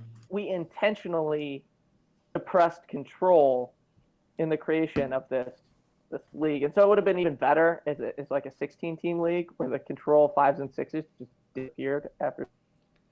What's But there's only like 20 or 25 pitchers who are like. There's not many control 5s and 6s out there. People have to use control 3 guys at Mhm. times, Yep. and 7s can be really good. And But Taylor can play there's a outfield. big drop off between 7s and 6s, as Max Yeah. has to. Yeah, the other one I'll bring up, and this is again not like much of a sleeper, but he's going to be a crazy card in 2019. But Bellinger's 2018 card is also fantastic. Oh my god. And it looks great. Peter's artwork on that one looks so sick. Yeah. And Peter, you haven't really seen the real card yet, but Matt and Jeff have, and it's even better in person. It's him at center field +2, Yep. and then Yep. first base +1, which I love first base +1s. I don't know why it's ridiculous to do. I think I took him in the 3rd round in Matt's draft. Yeah. Yeah, I don't think that's a stretch. What's his I mean, point total? he's I'd 21 take him. speed. He's 350. 350. 350. Oh, here he I is. love taking Bellinger. Yeah, To 1 to go 5 back out, to- not great. What but about Chin-Soo rest Choo of being a it's 10 fine. at 350? They can still homer. Uh, I like Isn't him. he I was out looking a at Chris lot, Bryant slow? too. I actually like the one that Matt's hovering on right now in our chart. Yep. Is Yeah, that's who, 'cause I was talking about him with Peter because Peter has him too on his team, and he's killing it. yeah, Castellanos. He's Love him too. sacrificed Damn the it. People are outfield scared by going. -1. I know, like Peter likes what's the shortstop? Who's been terrible in our league. Who is he? But Trey Turner. Trey Turner. That's right. He's been awful in the league, but he's good. He is Damn it. good. His card is really card good. is great. He's never on base, like to steal. There's always somebody on in front of him. 'Cause I was And he's laughing. that leaddoff guy. No, he's I'm second. getting You have punished McNeil. for having an amazingly deep lineup. You know who's also sneaky is Matt Olson being a 7, first place +2, 16 home Yeah. run. He's a 7 as well. Wow, yeah. His 2017 card was sick. I Yeah. think he had like a 13 to 20 home run as an on-base 7 because he homered like 20 times in 200 plate appearances. I assume Malik Smith will go very high, being a 9, A speed 23. Yeah. Crazy. Can I ask a question in Yes. your draft early? Did anyone draft Encarnacion? No. Okay. There's only one DH in the league, and that's Otani. There's no other DHs. So Okay. that's a good question. How early do you think Otani goes, being a 700-point player in my league? I think he does. Sorry, you broke up there a minute. What'd you say, Peter? I think he does not get drafted. You don't think I he gets agree with drafted at Peter. all? Yeah, I agree with Peter. He's not a good value. That's a bad 700-point player. Like if I Man, could you get just two take his positions. DH, I The would. The only way he would be a good value is if he didn't count as 2 players on your roster. That if he counted as 1 player as 1 spot and like allowed you to get another spot, Yeah, but then he'd be a 700.1 spot player. Right now, he'd be a 350 average on per position. You're giving a. but he's a 700.11 player that can do so many different things. Like you said, Also, like I have Like to if you pick him. drafted him and only had to roster 17 guys instead of 18. That's Or what I'm that. saying. That's what you're doing. that's what I mean. But that's what you're doing. He's your DH and your No, fourth pitcher. if you had to have 18 and then you could basically have 19, but it's 18 players. See what I'm saying? I see what you're saying. Like it's Like if he counts for 2 spots. he counts for 2. Yeah, he counts as your DH he counts as your DH and or bench spot and your pitcher. My guess is your fourth pitcher. Yeah, I think if we had a strict number of players you could have, like if you had to have 18 and there's no 19, there's no 17, then there's a question that maybe he gets picked, because then I think he's just 1 player on your roster. He's counting as 1 of the 18, but you get 2 things out of it. That's where the 700 points becomes into value. But if we're talking in our league where you can have a 19 and a 20, then he's not any value. Also, you have to pitch him, and he's a terrible starter. Like Yep. if you're Pretty taking well, him, that actually. he's I don't think Oh, he's, that's I don't think good. he's terrible. He doesn't give up any doubles. He's a good control how's too. Chris Archer doing for you, Bob? Chris Archer is not doing well. The double thing is overblown. But no, so in my league, Otani has a 4 ERA, but he's 4-2. Yikes. Oh, that's Anteaters interesting. suck. I mean, he's a That's tier interesting. 4. 4 ERA is 79 about what you strikeouts expect. in 51 innings. So I'm not drafting Josh Bell this year, guys, but I'll draft him next year. Okay, I'm just letting you guys know that now. You should draft him. I don't think his cards. I'd are rather good. take Robbie Grossman. I mean, come on. Where is 1 he to at? 6 out. Where's he at? He's 260. the Twins terrible on base 9. 260. You said? Oh, there he is. He doesn't even homer. Exactly. Take him over Josh Bell. I'd take Didi over Josh Bell. Not that I need any more shortstops, but I'd take Rugna and Odor over Josh Bell. I like him. Who No, else can I- there's the value. 250 Eddie Rosario That's He's actually a killing it. really decent card. in my What's league. insane is that on Bob's big board, he's got Nicholas Castellanos underneath Josh Bell. Look, we did this. This big board was Underneath edited like 5 or 6 months Wade ago. Miley. But the best card on God. the big board, and I think You have Ozzy Albies over him. Okay. Go up a little bit, David Matt. Dahl. 260-point players. Brandon Belt is one of the That's best. your Yeah. guy. Fantastic value. One of the best value players. I don't know if you know this guy very well, Jeff, but he's a 260-point first baseman. First baseman +2. He's an 8. He's at 16 speed. Can homer at 19. Doubles at 16. I'm trying to find what's his name. Brandon Belt. He's on the. Oh, Giants. I see him. For 260, you're getting a first baseman +2 with an 8. He's great. If you are in a situation where like his value is amazing. Yeah, Matt, you said you have a third base with like if you had a third base +1 and a shortstop +1, then I feel like you have to go find a first place +2 or something. And there's only like 2 or 3 of them, right? There's a handful of first base +2s, but there are. Matt Olson, Brandon Belt. Yeah. Well, and then Anthony Rizzo and Anthony Rizzo, Freddie Freeman, Matt Olson, and Brandon Belt. Freeman is as well. Freeman and Anthony Rizzo had the Gold glove split. Gold glove split. Let me see down farther along this list here. If I like anybody else. Yeah, for 260, would you rather have Belt or Joey Gallo? I'd want Belt. Yeah, definitely Belt. What about Fermil Reyes, Matt? I like him if he was my DH type because he's a 7. I was waiting for you to say I'd like him if he was on the Indians instead of the Padres. What about this year? He's going to be the Gallo, 6 homer at 13. Right? He could sneak into a 7 with the way Peter's doing the ranking ratios. We're pumping up the on base. Mm-hmm. Oh yeah. Mm-hmm. It's going to be like basically, if you're shitty, you're going to be a 5 or a 6, but 7 and 8 is going to be like the new average. I'm cool with that. That'll make it more fun. Yeah. That's the point. It's like people don't even draft some of these players, but it makes it deeper. It makes it a lot more fun. What about Solaire's card next year is going to be? Oh my God, he might actually get to an 8. Yeah. I think he will, and then he's already over 4. He should be an 8 homer 15 to 20. That's what I'm saying. Right now he is, but you got next year's cards are going to be insane compared to this year. So much offense. Well, you already texted me, Matt, that Mike Trout has more doubles and home runs than last year already. Yeah, he has more than last year already in both. Ridiculous. His on base is 40 points lower, but other than that, he's insane. Also, Alex Gordon, honorable mention for a good sleeper guy. How many points? I think he's got a +3 in the corner outfield. How many points? Oh yeah, 220. 220. Yes, there was the 7 on base. Yeah, interesting. Oh, good It's chart too. Yeah, you're right. 13 stolen base +1 and 14 double. 1 to 6 out is not great. Yeah, 1 through 6 strikeouts kind of rough, but that's fine. That's what you give up. So okay, so right below him, Joe Mauer. I actually think Joe Mauer's pretty solid at 220, getting an 8. Oh yeah, there he is down there. 8, he just doesn't homer. Yeah. Is he a fielding? Is he +1? +1 first base. Yeah, +1. I love it. So, I mean, how many cards in 2000 and 2001 had first base +1? A ton. They it was, I think, just Olerud and. It was Olerud. No, and you know why? Why there was no AL? Well, no, I guess Olerud was. No. Olerud pennant run was on the Mariners, so there was just Olerud in the basic one. And you know why no one got the Gold Glove in the AL for first base? Matt knows because I just texted him about it.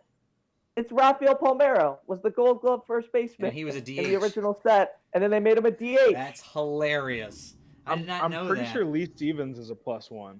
Okay, that makes sense. And so you're right. Lee and maybe someone from the Phillies, or is that Lee Stevens? Lee Stevens on the Phillies. No, he's Texas, I think. Oh, yeah, he's the Texas guy. Who was the? Was it somebody on Montreal that had a +1? Oh, like Cordero. Yeah. I don't remember. Or wait, no. Lee Stevens was on Montreal. Oh, was he the Montreal one?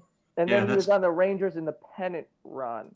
Yeah. Okay. No, Rangers was non-pennant run. This card is actually great. He's on base. Yeah, and then the Expos is +1 in the pennant That's run. it. He's still +1. But yeah, his it's funny. This card, 270 points. Oh. Yeah, it's 17-20 home run. Edwin just hit one over the monster. Oh, did he? Yep. Man, but yeah, this looks like a card. He got 32. Oh, sorry. See who was on the Phillies. Yeah, Rico Brogna was +1. That's who it was. Also pennant run. I love it. So I guess just Lee Stevens in the original set, and I wonder if they No, gave it there's to more him than that. because So in the he was original Paul set, Palmero's teammate. there's in the original set, Brian Hunter is +1 first base, Derek Lee on the Marlins +1 first base, Doug Oh, good for Mintkiewicz on the D. Lee. Twins +1, Jeff Conine on the Orioles +1, John Orlud +1, Kevin Young on the Pirates still +1, which is a really good card. Lee Yeah. Stevens, Rico Brogna +1, Ron Coomer is a Oh, there's a +1. lot. Tino Oh, Martinez that's is a right, +1. Coomer. How many though? How many were there total? Like, can you kind of ballpark Yeah, it? there is. How many are here? 1, 2. There's 10. Guess what Lee And then- Stevens' defensive WAR was in Oh my +99? god, I don't know. I don't even want to know.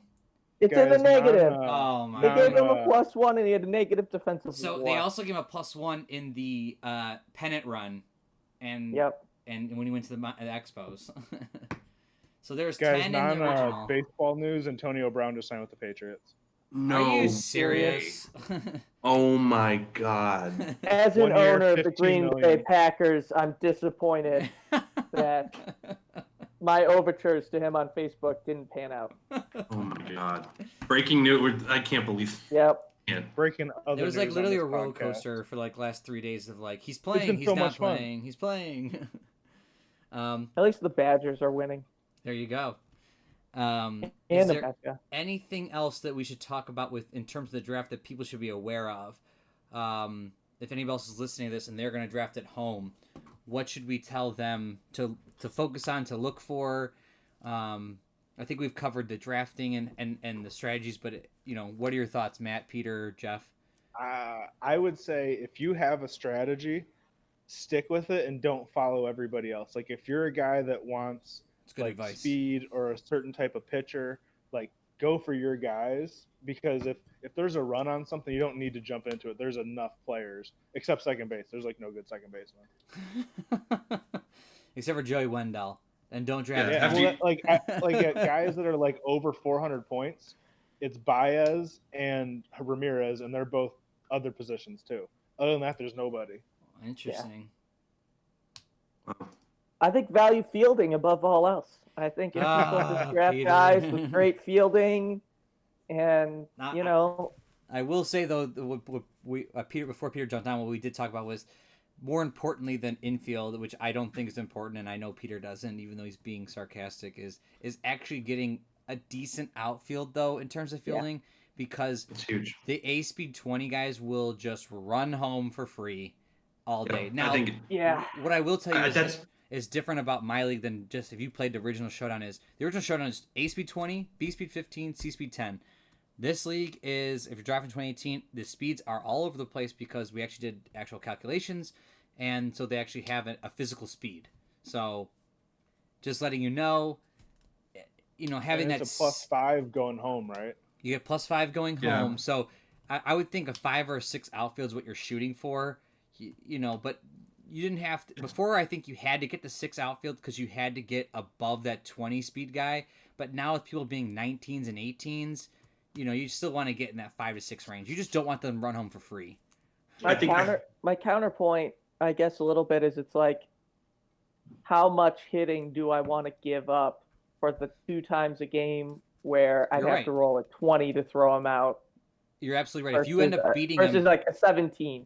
if you end up winning the game because you're just hitting more home runs because you have not Max Muncy, but Ronald Acuna or Bryce Harper who's got 0, or JD Martinez who has 0. I'd much rather have JD Martinez than to worry about having that great fielding outfield because I'm going to score more I think runs. my original outfield in Matt's league was Harper, JD Martinez, and like Adam Eaton, who was +0, and I ended up getting rid of Eaton for like the Victor Robles pennant cards because he had fielding.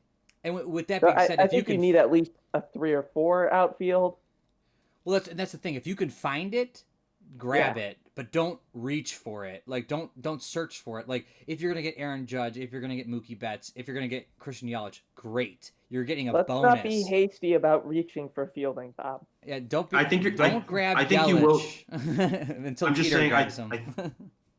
I think you will see almost every team though try to get that 6 Yeah. And I, 25. and especially I just in think my league. our league is very much valuing. They value defense probably more than they should. Peter, I totally agree with your point about it's kind of like thinking of those. How many opportunities is that exact situation coming up for you to give up something where a guy's batting, if, like 5 times a game or so, 4 times, right? Like, is it Yeah. worth it? But I'm telling you, like, people I think will reach. Yep. And I think you'll see it's just a thing that I've just noticed, and I feed into it too. I did it the last time too. And we is that definitely almost and my league's people new. People have been playing 2,000 a lot, which in that Yeah. case, infield is very big. Ground ball outs are huge. They're not big this year. There's lots of strikeouts.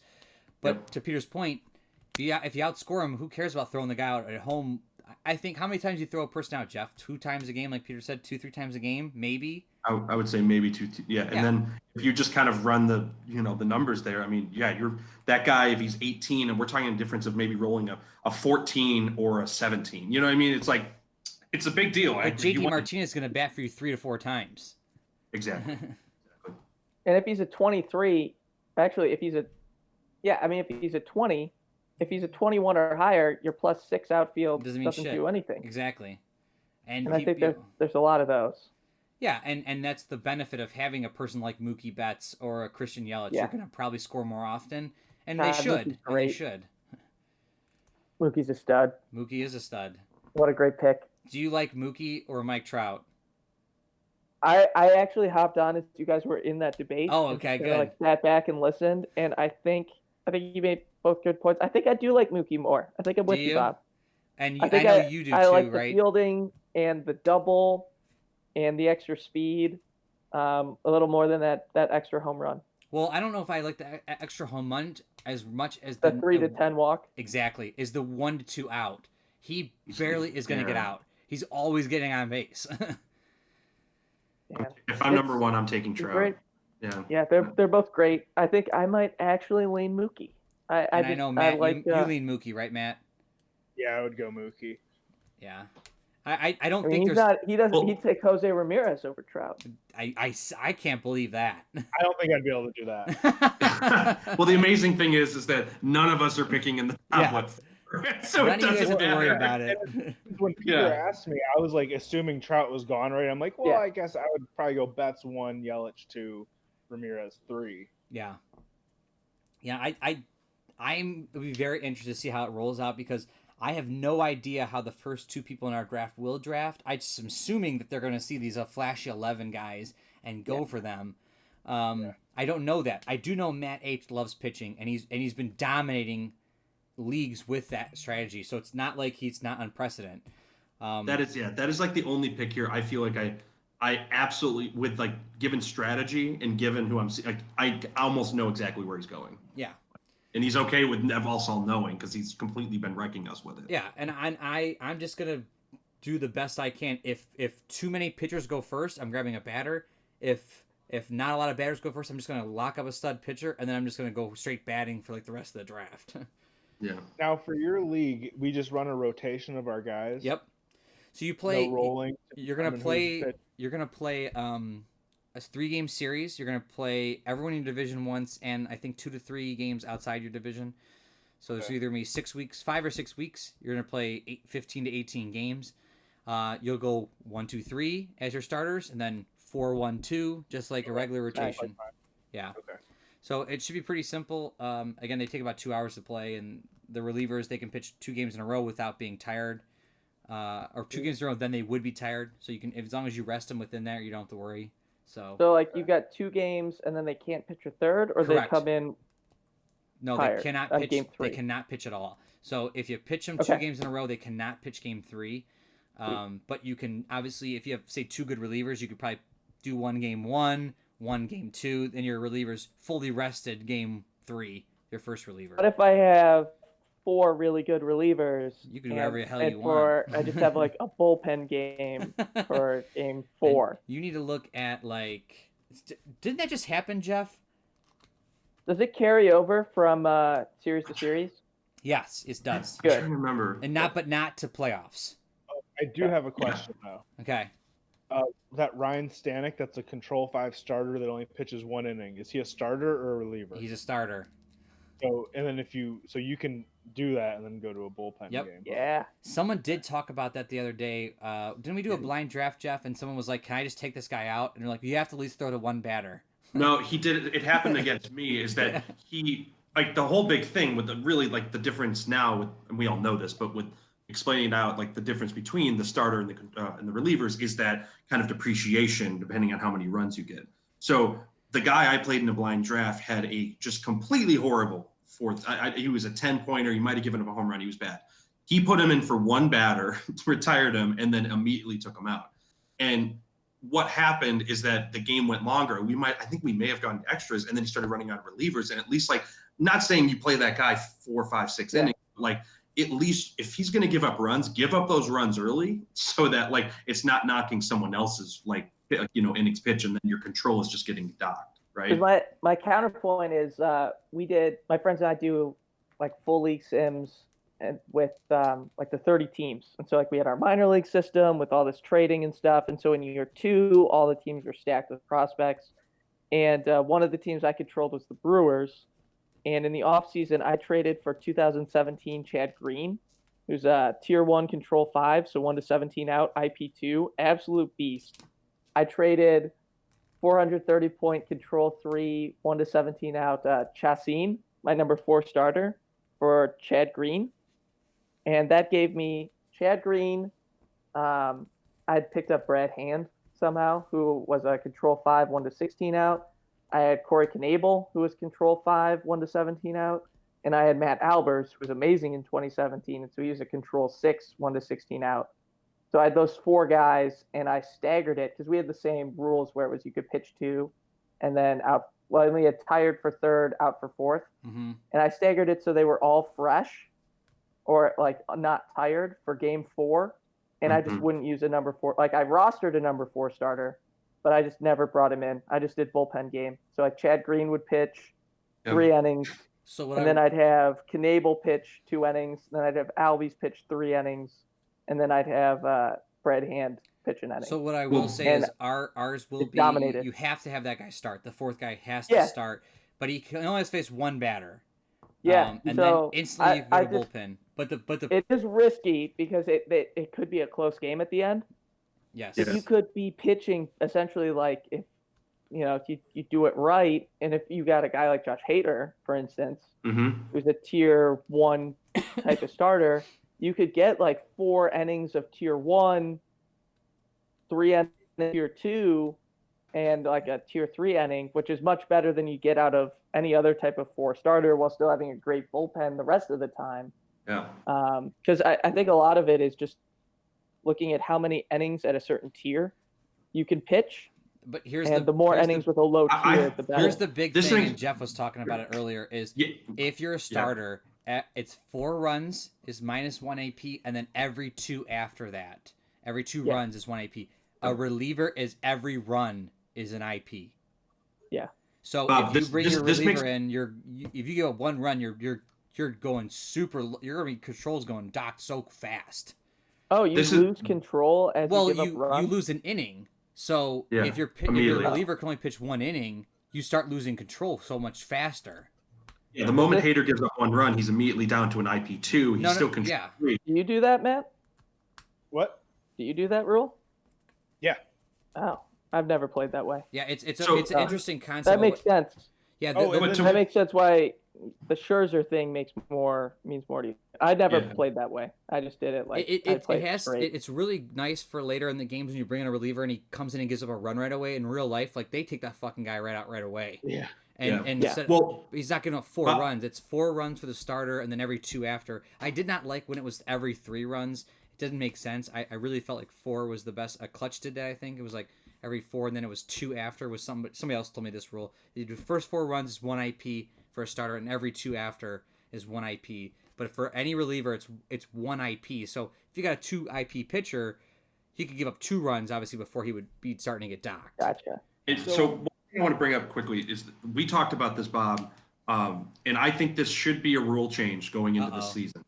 So, and it's kind of going off what Peter just said there, is that given that there are more kind of like unusual reliever anomalies kind of in this set, I don't think and this has been brought up by Matt H as well, just because he's the whole pitching stuff, he's hyper focused into it. I don't think that the rotation should be going off of your salary amount. I think that those are players on your team. You have their salary, you're paying their salary. It's, as a manager, it is completely up to me to determine what that rotation is. Just because if I have a Josh Hader, I'm not pitching them back-to-back games, or at least I don't want to. I might pitch him the second game and then pitch him the fourth game. He's never getting tired to where he can't pitch. But I might, if you think about it, if I had a 440-point pitcher and a 420-point pitcher, like, are we talking about a huge difference between pitching him the second game and the third game? Like, not really. And that's up to me, right? I agree. I agree with that. So would you just say that the rotation's pretty much set though once you set it? And then... I think every single person has to set their rotation prior to the season. I think that makes sense. I would also, at the 4-run rule thing, as crazy as it's completely new to me because we just never played with it. I would think my proposition with relievers was that their control would go down after giving up 2. If it's going to be like 4-2-2, it should be 2-1-1. Yeah, But that's just like reflexive on hearing the rule. I understand it from like the perspective of like they take a guy out after he gives up a run. I'll pull the Facebook group. That was just like initially after hearing the rule, I thought on it that the consistency part. Yeah, I agree. I think you'll start to see relievers overvalued though. If you Yeah, Peter, in my league, I use all Bob's rules for the league that I'm running right now. Gotcha.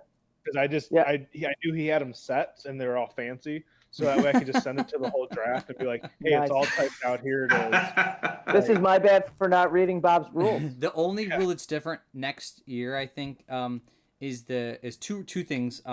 Matt, is that you get 5 owner options a game. So it's a little piece of paper. It's called owner options. You get 5 owner options. They are stolen base, intentional walk, sacrifice bunt. You can only max out 3 in any of those categories. Okay. Mm-hmm. Stolen bases, so that means you can have 3 a game. But first, single pluses do not count towards your stolen base total. Right. The other thing is intentional walks. We had a guy abuse this, so I had to put in this rule. The next batter in line from the intentional walk gets +2 minus the number of batters on base. It's very confusing, but basically what it prevents is someone from just intentionally walking a guy's 10 on base or 11 on base guy just to face the next guy who's a 6 or 7. Mm-hmm. We had a really big problem with this where the guy, every time the 11-10 came up, he just intentionally walked him and he would face the guy's 8 and double play every single time. It was really annoying. It was like not fun for the league. So what we did was, without changing you could still intentionally walk that guy, but if there was nobody on base, the next batter got a +2. But if there was multiple people on base, let's say 1 person on base, he'd get a +1. If there was 2 people on base, he would get a +0. So it wouldn't actually affect anything. I mean, wouldn't there automatically be somebody on base from the intentional walk? No, before the intentional walk. Like the idea is like I intentionally walked him with bases empty. The next guy gets +2. Gotcha. The last thing... That just seems like a problem by the guys who drafted and didn't protect their good hitters in their lineup. I hear you. I'm just letting you know that it became a real big issue. Now, I played this entire season. There's been not a single intentional walk. So I don't even think I did one. I think I just sacked. It's literally just to protect the fun value of the league, because it became an issue where what happened was the guy drafted that awesome Barry Bonds that you made. And that is really stupid. And the guy intentionally walked him every single time. Every single time. Oh. And the guy was like, "This is not fun. I spent 990 points on this guy. I want to play with him." You know what I mean? So there should be a penalty for... Okay, so anyway, the last one is sacrifice bunting, which is actually a really fun rule. You can't sacrifice bunt with a guy on third base. There's no suicide squeezing. But if you sacrifice bunt, if you choose to, basically you get the batter gets recorded and out, and everyone gets to advance for free up one base. But the batter has to roll on the pitcher's chart, and if he rolls a pop-up, it's actually a pop-up, and nobody advances. Oh, I like that. So it's a small risk, very, very small risk. I usually have 5 to 10% chance, but it's very fun. So those are the owner options. And the last rule that I would tell you, Matt, that's different from my rules is we had a big issue with this too, was on a double with 1 out or less, a guy on first base does not get +5 for going home. Okay. He gets +5 for 2 outs. For 2 outs. So if he's 2 outs, he's running. He should get the +5. This became ridiculous. We had speed B guys scoring from first base on a double. I was like, if this ball is like a regular gapper, he's not scoring. Like, there's no way this guy's scoring. Like, That's interesting because, like, I usually think because it was actually a problem in my league that we didn't have guys scoring from first on doubles enough. Oh, really? Like that was, although we were adding the catcher to like the play at the plate. So we do like +5 speed, and then we've been adding catcher. Oh, interesting. We just took that away, and that changed everything. But now that the catcher isn't involved, wait, and so it's limited to 3 steals a game. 3 steals a game, not including your stolen base +1, your first base +1s. Which you don't get to throw on anyway. No. You do, yeah. You get the chance to throw. So a stolen base, our first base plus. But he gets +5 on the steal or something. +3. Okay. So we used to do +5. It became ridiculous. The guys were just like auto stealing. I was like, is it an auto steal or is it not an auto steal? I don't want it to ever be an auto steal. It's enough of so like in ours, we just played it because we always thought it was auto steal. So we just treated it like a if there was a guy on first, it was just a single, and then the guy on first went to third. And if there was nobody on, we just counted it as a double instead of the auto steal. I think that's classic rules. Yeah, the classic rules were he like auto stealed second, but I think it works. It works because like I had like Kenny Lofton hit a single plus, and he's 20 speed, and I had like a 9 catcher, and that I would never do that straight up. Like that's close enough. Right. But the +3 helped. +3 made a difference, and I still. And all I try to do with the I'm just trying to get enough of a decision that these aren't like automatics. Like, oh, he just steals, but it's like, well, yeah. Should I not? Making me reconsider though drafting like a high arm catcher because like Matt and I were looking at Mitch Garver and what he's doing for the Twins this year. Mm-hmm. He's going to be an absolutely ridiculous card. Oh yeah, he's like his home run to at bat ratio is the best in the league. He's got. Right now, in 600 PAs, he did over 50. Yep. And with the new on base thing, he's right now straight up an on base 9 homer at 15, which is ridiculous. But he'd be a +4 catcher. So Matt and I were like, DH him. But if you can only steal 3 times a game, and you don't have to worry about that 3 times. All right, I'm gonna switch your first pick to Molina. All right, on our sheet. No, he wants the opposite. He wants the lowest arm taking catcher. Take Yachty. Oh my gosh. So that's actually a really good point. So you only get to steal 3 times minus any of the first base single +1s. But realistically, you only have to worry about that 3 times. So that's where a guy that's maybe a 6-arm, 7-arm, 8-arm. But what I will tell you is, it's when you get those high arm guys, it limits those rallies. Oh yeah, like people won't run at all. Yeah, because like it's just. But I think you can find value in like a 7-arm guy and be really happy. Like Wilson Contreras. Absolutely. Or because there's not many good catchers hitting wise. Like No, we talked about this. There's pretty much it's Ramos and beyond and maybe Cervelli. Cervelli a little bit, but then it really drops off. Peter, I don't know. Iannetta becomes draftable. Yeah. We talked about this before you guys jumped on that. Basically, if you take the top 12 catchers in terms of salary. Oh, the like +5 arm. Yeah, there's plus exactly. So Matt. So basically, if you take the top 10 or 12 catchers and salary, and then take their arm, it's like a 5 arm. But if you, in terms of how strong their arm is, it's like an 8.3. So I think that's where this draft is going to go. I think people are probably not going to value. I think Ramos and Cervelli are getting drafted, but I think we're going to see people skip. I don't know, Iannetta at +2, right, and go straight to Molina or go to Perez and Maldonado. Yeah, Maldonado's on a team, no question. No. My thinking was like, I can't draft Iannetta. He's useless as a catcher because his +2 arm means that people are going to run all day on me. But now he might be useful. Well, the thing was, we were looking. I would still be worried about it. This though. isn't back in the Ricky Henderson days. Like the single plus thing changes it. Like that does make a difference. Well, I don't think it happens that much, but it's enough to be worried about it. But if you look at stolen bases now in baseball, what are you thinking? 1 or 2 or 3? I mean, 3 a game is a pretty ridiculous number. I mean, people aren't stealing that much. I mean, back in the day, Ricky Henderson would steal that many times, but like nowadays 3 is a big number to do because we had initially done 5 in our first league, and I was like, this is ridiculous. Like no one is stealing in real life 5 times a game, but me and Kevin in our league would steal 5 times a game every single time. And it's interesting because if I think you're going to see a lot of situations where it's tough to say this now, and I think you're right, Peter, that it's like very situational. That like, sure, take your 3 stolen bases and we'll be done. But like, I think there will be moments in like bottom 8, bottom 9, where like getting that guy on second is like the difference between like winning and losing, and they're just going to basically automatically get it. And basically, a speed A, speed B is getting it. Like, not speed B is not automatic, but like it is scary that a speed B is like basically has like no opposition to getting to second base. Yeah, it's very accurate. It's just what I was thinking about, because in ours, it's just there's no limit on steals. Because it's like in real life, you can steal as much as you want. So if they're going to put out a weak catcher, run away. And because then Maldonado, and we did case, that in the first league. Maldonado's a 4th-round pick.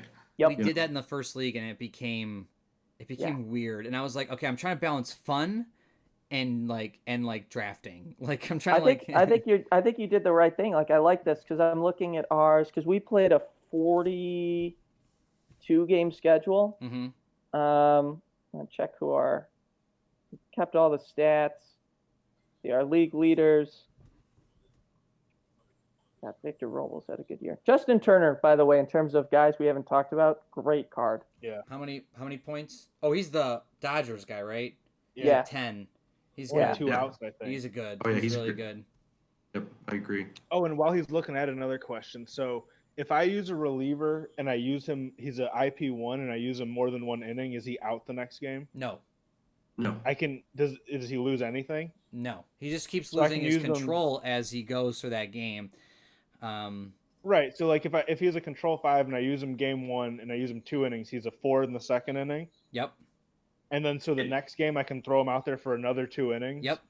And do the same thing.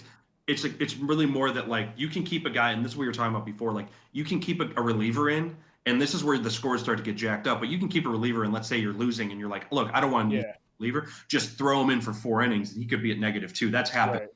So you guys haven't. In my league, I tried to like manage that, and I said if your guy pitches 2 innings, he can't pitch the next game.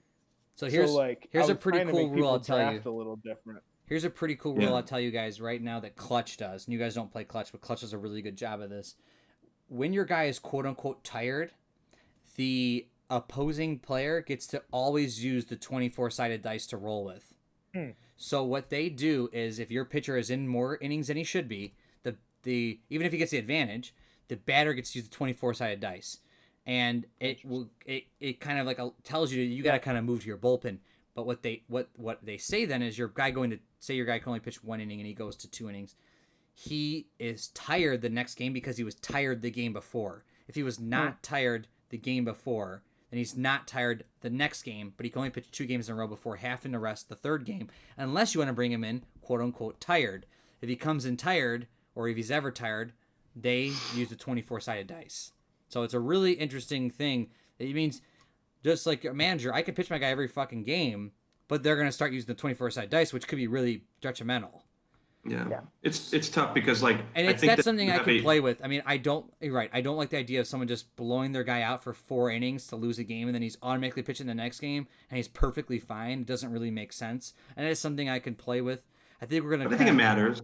Yeah, but I think you really do think about the rotation and who you use, who's restricted. That becomes very, very important. And that part's not as realistic. But if you have a 6 control guy, a 6 control reliever that you spend a ton of money on, right? It's not crazy that when I'm drafting him, he's probably, if he's not giving up runs, he might be 2 or 3 innings for me, right? Like, he just kind of naturally morphs into that. But I think like Matt was saying, if the Indians are doing this, right, they're having Brad Hand come in and pitch 2 innings. Is he pitching 2 innings the next game? That's tough. Right. He might rest a day. How I have it, I agree, and that's something I can play with. Because like the one guy drafted Tryon and Diaz, so when I play as him, I try not to use both the first game. Mm-hmm. Like game 1, I'll use one of them for 2 innings, and then game 2, I could use both, and then I know one of them won't pitch game 3, but the other one could go 2 innings in game 3. Yes. Yeah. Yep. So that is actually, I like that conversation, Matt, and that's something I think I should play with, is this idea that if your reliever is tired, that you got to think about he's tired right now. He should be tired next game too.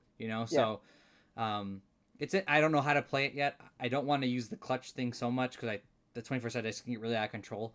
But maybe he does. Maybe he can't pitch, or maybe he comes in with already tired, one less control. You know what I mean? And just to wrap it up Yes. on the steal thing, the league leader was 34 steals in 44 games. Woo! Ooh. That's And we had a Mine's bunch of guys, 15 right a bunch of guys over 20 steals, and like 10 or 15 who had at least 24. Like people, when they had the speed A, they ran. Yeah. And They that's, ran and a that's what I'm lot. trying to limit. And it really became interesting because what was happening in our league is people had ace speed guys, but people had really good catchers. So like stealing was like, is now the time or should I wait? And we, God, like Trout had 27 steals, but he got caught 9 times. Oh, interesting. Wow. So, Mm. all right. He's Well, 75%. thank you again, everyone. And thank you, Peter and Matt, for joining up on this. Thank you again, Jeff, for wanting to do this, and everyone for being here. I think hopefully we gave a great information to people. It's ran about 2 hours, and I think people will get a great listen to if they want to listen to this. If they don't, obviously us four will be advantaged in our draft than other people since we've talked this out. But I think that we did a great job explaining how drafting works, what strategies to use, and what to look for. Is there any other last minute things you want to say before signing off, Jeff? Not picking Max Muncy. Okay. Kidding. Anything left, Peter? Don't pick Jeff McNeil or Cody Bellinger. No, he doesn't want any. And infield is very high. Yeah, infield. value in defense above all.